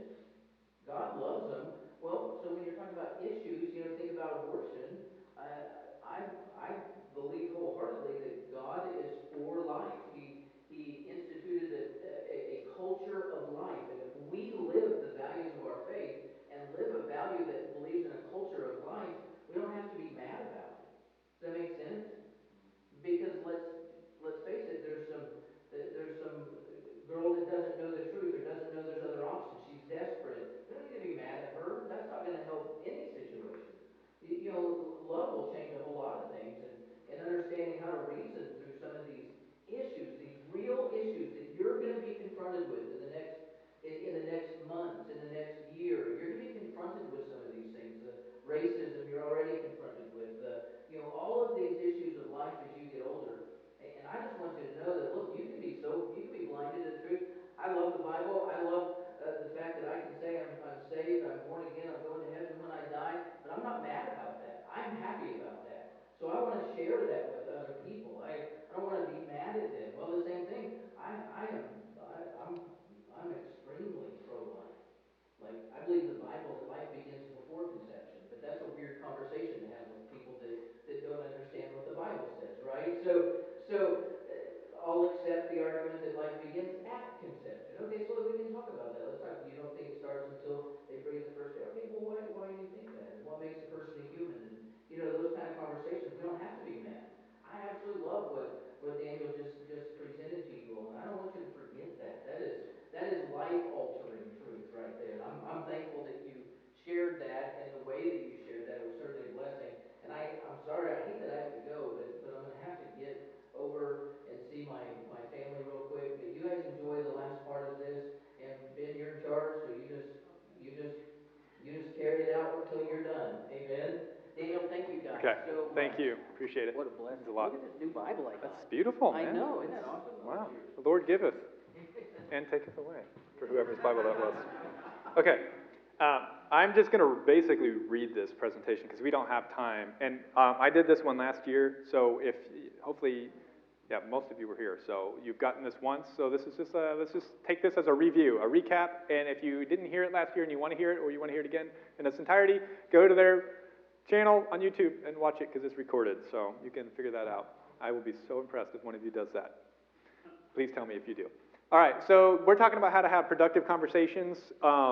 What's cool is that you guys are going to have opportunities to have conversations with people. You're going to have opportunities to change people's mind. You're going to have opportunities to strengthen your own beliefs. Conversations are wonderful things that you don't want to run away from, but a lot of people do run away from them because they're afraid that either they're going to be made to look like a fool or they just really don't care that much. Neither of those things have to be true. You don't have to look like a fool, and you should care because it's an awesome opportunity to make a difference and to learn, which is what we were just talking about, and hopefully help the other person. So here's just some quick tips. Before entering the conversation, it's about you, okay? You prepare yourself for a conversation so that you're in the right place when it comes. Pursue personal growth. Give yourself space to grow, is what we were just talking about. Keep an open mind to the truth. Understand what you believe and why you believe it. That's the mindset that you need to be in before even getting into a conversation.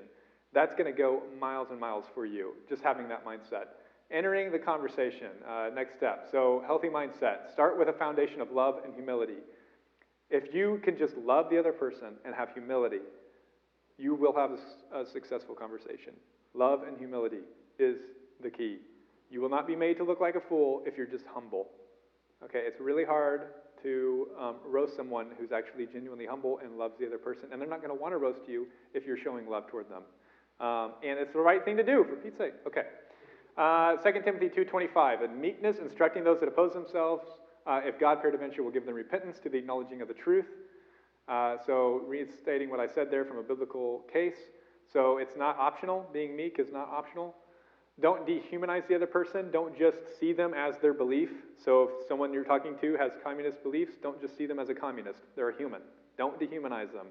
Because when you dehumanize them and you see them as a belief, then it justifies being hateful toward them because you hate that belief. Therefore, they are that belief, and now you can hate them and it's justified. It's never justified. People are not boiled boiled down to some belief system. That's not what makes them human. That's not what makes God love them.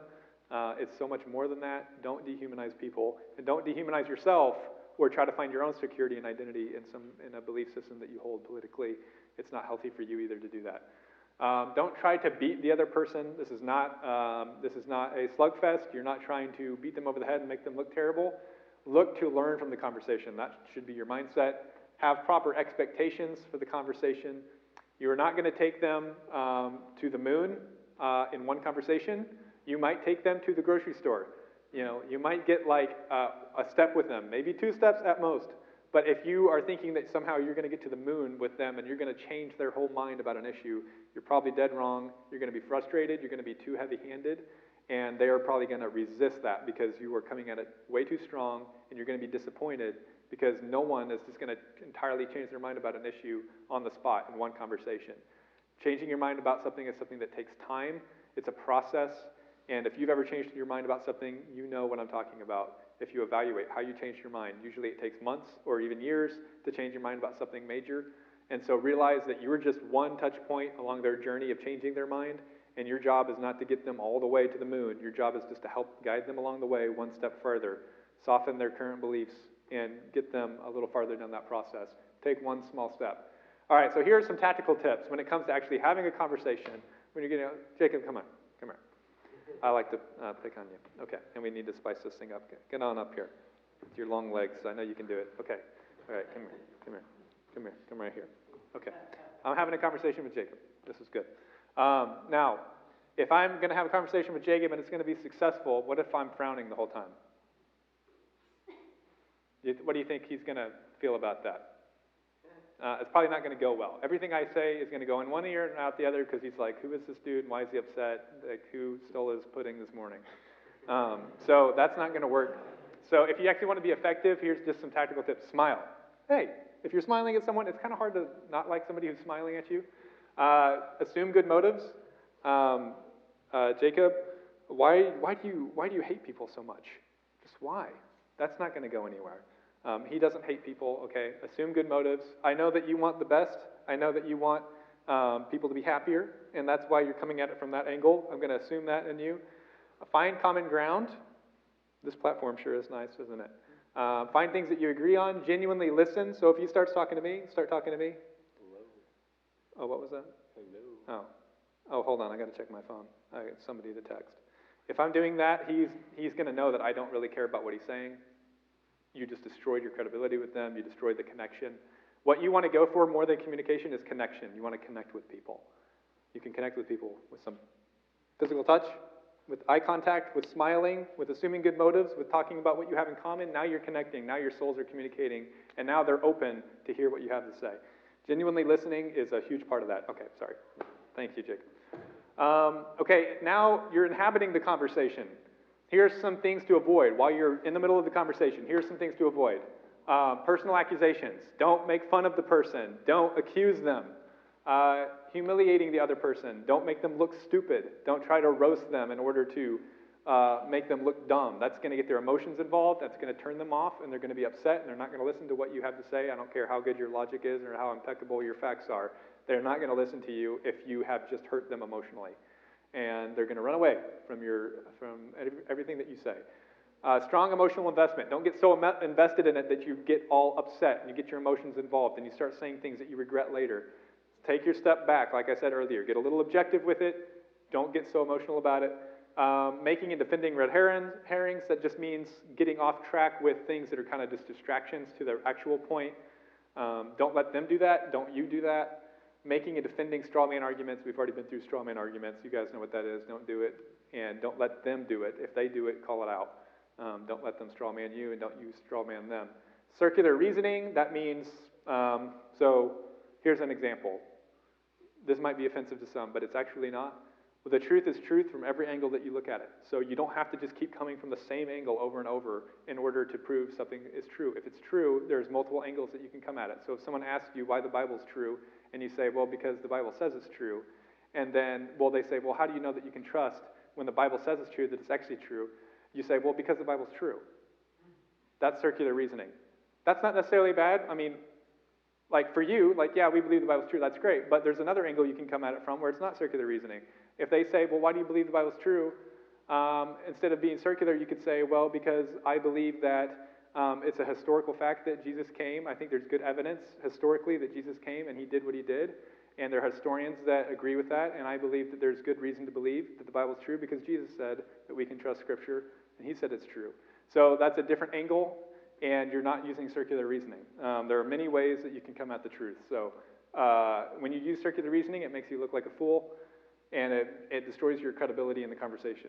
Allowing the other person to control the conversation, don't let them just drag you around wherever they want. I talked to this one guy for 4 hours, and every time I started making a good point, he would try to derail the conversation to something else, and he was constantly doing that. Don't let that happen. Be gracious. Don't be a jerk about it, but if you can kind of help keep the conversation on track, do that. Making definitive statements in areas you know little about. Don't make some bold, crazy statements about things that you haven't researched and you don't really know that much about, and you're just saying it because you heard it. Because if you can't defend it and you can't back it up, you're just going to make yourself look bad, and you don't need to do that at this stage of your life for things that you aren't actually certain about. Don't try to act like you know more than you know. If you're not an expert at something, don't pretend you are, because you're going to stick your foot in your mouth, and they're going to poke at you, and then they're going to realize that, oh, wait a second, I actually don't know what I'm talking about. There's no need to do that. I've been guilty of that. Come into the conversation with humility. Don't pretend you know more than you know. If you don't know the answer to something, if you don't know much about an issue, that is entirely fine. They probably don't either. Just be honest about it, and don't put yourself in a bad situation where now all of a sudden you have to pretend that you know things that you don't actually know. So just avoid making definitive statements in areas you know little about. And those are good ways to stay out of getting stuck.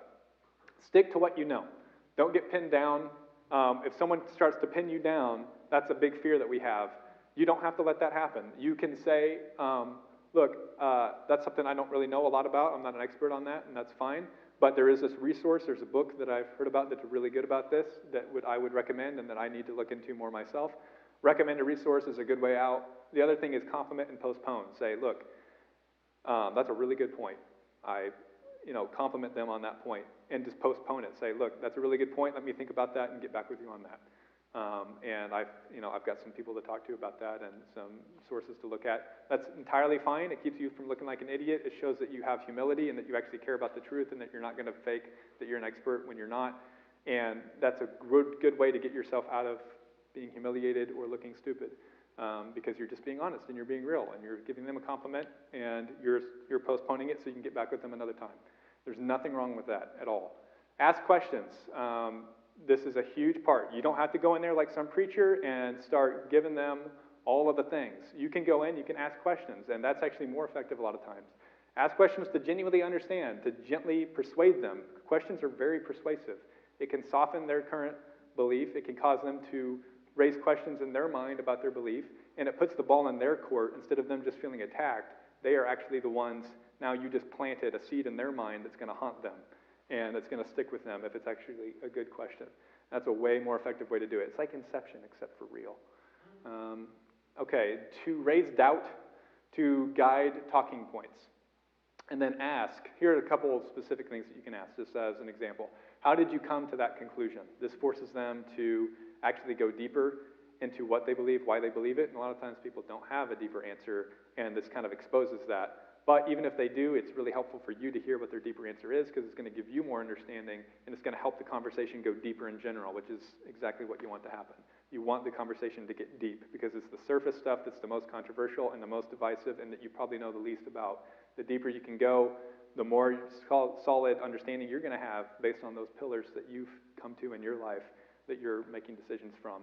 And that's really where you want to be having the conversation. So how did you come to that conclusion, and what did you mean by that? Or what do you mean by that? Helps them not just make blanket statements that they don't even know what they're talking about, and also helps you have conversations around the heart of the matter, what they're actually talking about, instead of what you perceive they were talking about. So what do you mean by that? How did you come to that conclusion, or good examples? How do you know that to be true? That's also just a good way to go deeper. Ask for specific examples. If they make some blanket statement, conservatives are all racist, or whatever the case is, that they're going to say, ask for specific examples. A lot of times people just say things because they heard some radio host or some media celebrity, whatever, say it, and they don't have any examples, and it's not grounded in reality. Ask for examples. And it's a good way for them to kind of help them realize that they don't actually know what they're talking about. Or it might be that they do, and either way, you're learning from it. So exiting the conversation, all right, we're drawing to a close. Find common ground. Don't leave on a negative note. Don't leave with division. Get back to what you can agree with, because you want to leave a good taste in their mouth when you leave, because 90% of the effectiveness of your conversation and the productivity of it is actually going to happen after the conversation is done. That's when they're going to have time to marinate on what you just said, and those questions that you've asked are going to kind of be a rock in their shoe, and that's when the magic's probably going to happen. So if you leave on a good note, it keeps them open, it keeps them from being emotionally inhibited or building walls against you and what you said, and it allows that work to continue to happen, and it also allows you to be able to continue the conversation later and maybe even gain a friend through it that you can keep talking to in the future. So try to find common ground to end with, and end with a genuine compliment. There's always something that you can compliment about somebody. Maybe it's just their shirt. Maybe, it could be that bad. Maybe you're really struggling to find something, but there's always something that you can compliment and say, look, if they had a decent conversation with you and they didn't get out of hand, you can say, look, thank you for having a meaningful conversation. That meant a lot to me, and it was really interesting to hear your perspective. And end with as positive of a note as you can.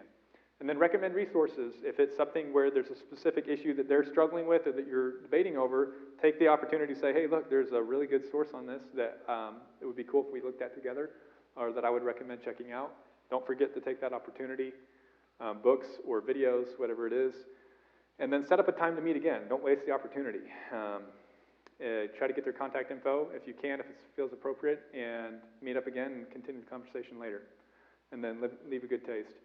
Real change occurs after the conversation. So that's a really quick version of how to have conversations with people that are actually productive. If you're not going to have productive conversations and you're not going to follow some of these basic principles and having the right spirit, then it'd be much better just don't even have the conversation, because you're going to do more damage than good to our cause. If you're going to be, I'm trying to think of an appropriate word that would be church approved. If you're going to be unkind, and if you're going to put a bad taste in their mouth about who we are. People extrapolate a lot of information from tiny little experiences. So this was a funny example I used last time. When our team came to Kansas and we interacted with you guys, we were like, oh, this is amazing. And we only had one interaction with Kansas, and only a few people in Kansas, and some of the teammates at the house were saying, oh man, I love Kansas. Kansas is amazing. And I'm thinking, we've only talked to like 3 people in Kansas, and now we're saying the whole state is amazing. And so that's just kind of how people do. We make broad conclusions based on small interactions. So the person you're talking to, if they're on the other side of the spectrum, you may be the only conservative they've ever had a real conversation with. You may be the first conservative they've had a serious interaction with, and they're going to judge all of conservatism based on that one interaction a lot of times. So you don't have to be right about everything. You don't have to have all your answers figured out. But one thing that you can do no matter what in any situation is you can have the right attitude, and you can love them, and you can have humility, and you can help defy some of the stereotypes that they've been taught about conservatives not caring about people. You can defy those stereotypes. And that's really important, and it opens their mind. All right, I'm done. I'd say we don't have a whole lot to, you're welcome to dismiss whatever. We're going to do a little bit of trivia if there's just a few kids that want to hang around and do that. Have a little bit of fun for a while, but if you want to, however you want to do that is great. So.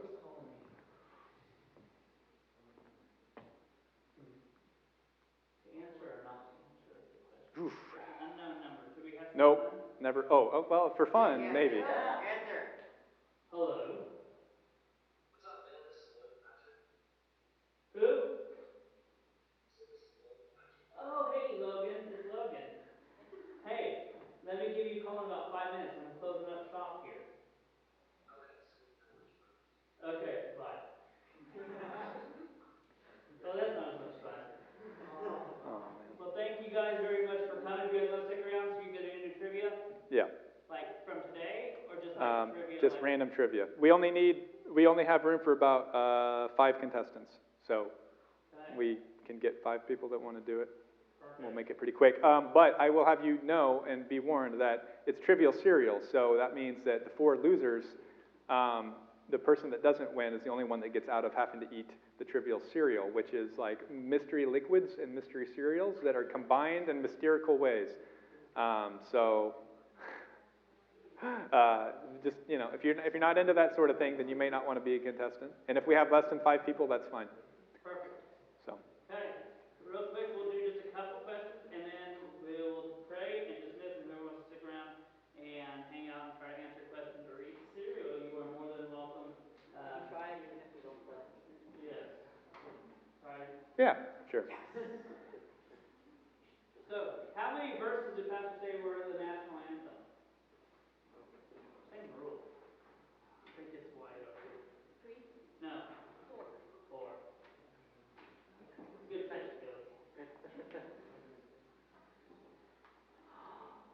I don't think we covered this, but it's on the little pamphlet when you think about it. What year did Israel become a nation again?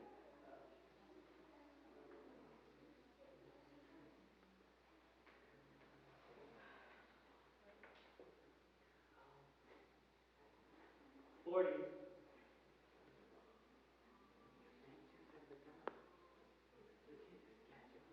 Do you have your phone? Well, throwing it curious to know is that it's 1540. No, not quite. 19 something, 1940 something. 1947. Quite.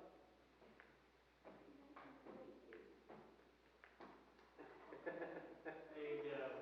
Well, thank you guys for coming here. Let's pray. Let's be dismissed here, and then stick around there, hang out there, and we'll be done. Dear Heavenly Father, we want to say thank you for the day that you give us. Thank you for the time that we have. We ask you to bless the remainder of this time that we have, our evening, and then as we go to our houses of worship tomorrow, with you bless that time as well. Get safety to Daniel and to Ethan and Madison as they'll be traveling back tomorrow. Keep them safe, watch over them. And again, Lord, just help us to apply the things that we have learned today. We love you and ask this in Jesus' name. Amen. I also want to say thank you real quick to Jay, Jenna, and Daniel for all their help with the media stuff here that went on. Thank you to my wife Alyssa and then to several of the ladies that helped put lunch this morning for us, or this afternoon for us. So make sure to tell them thank you. But we'll get 5 contestants up here and get going. Yeah. Okay, first 5, quick, whoop, whoop, whoop.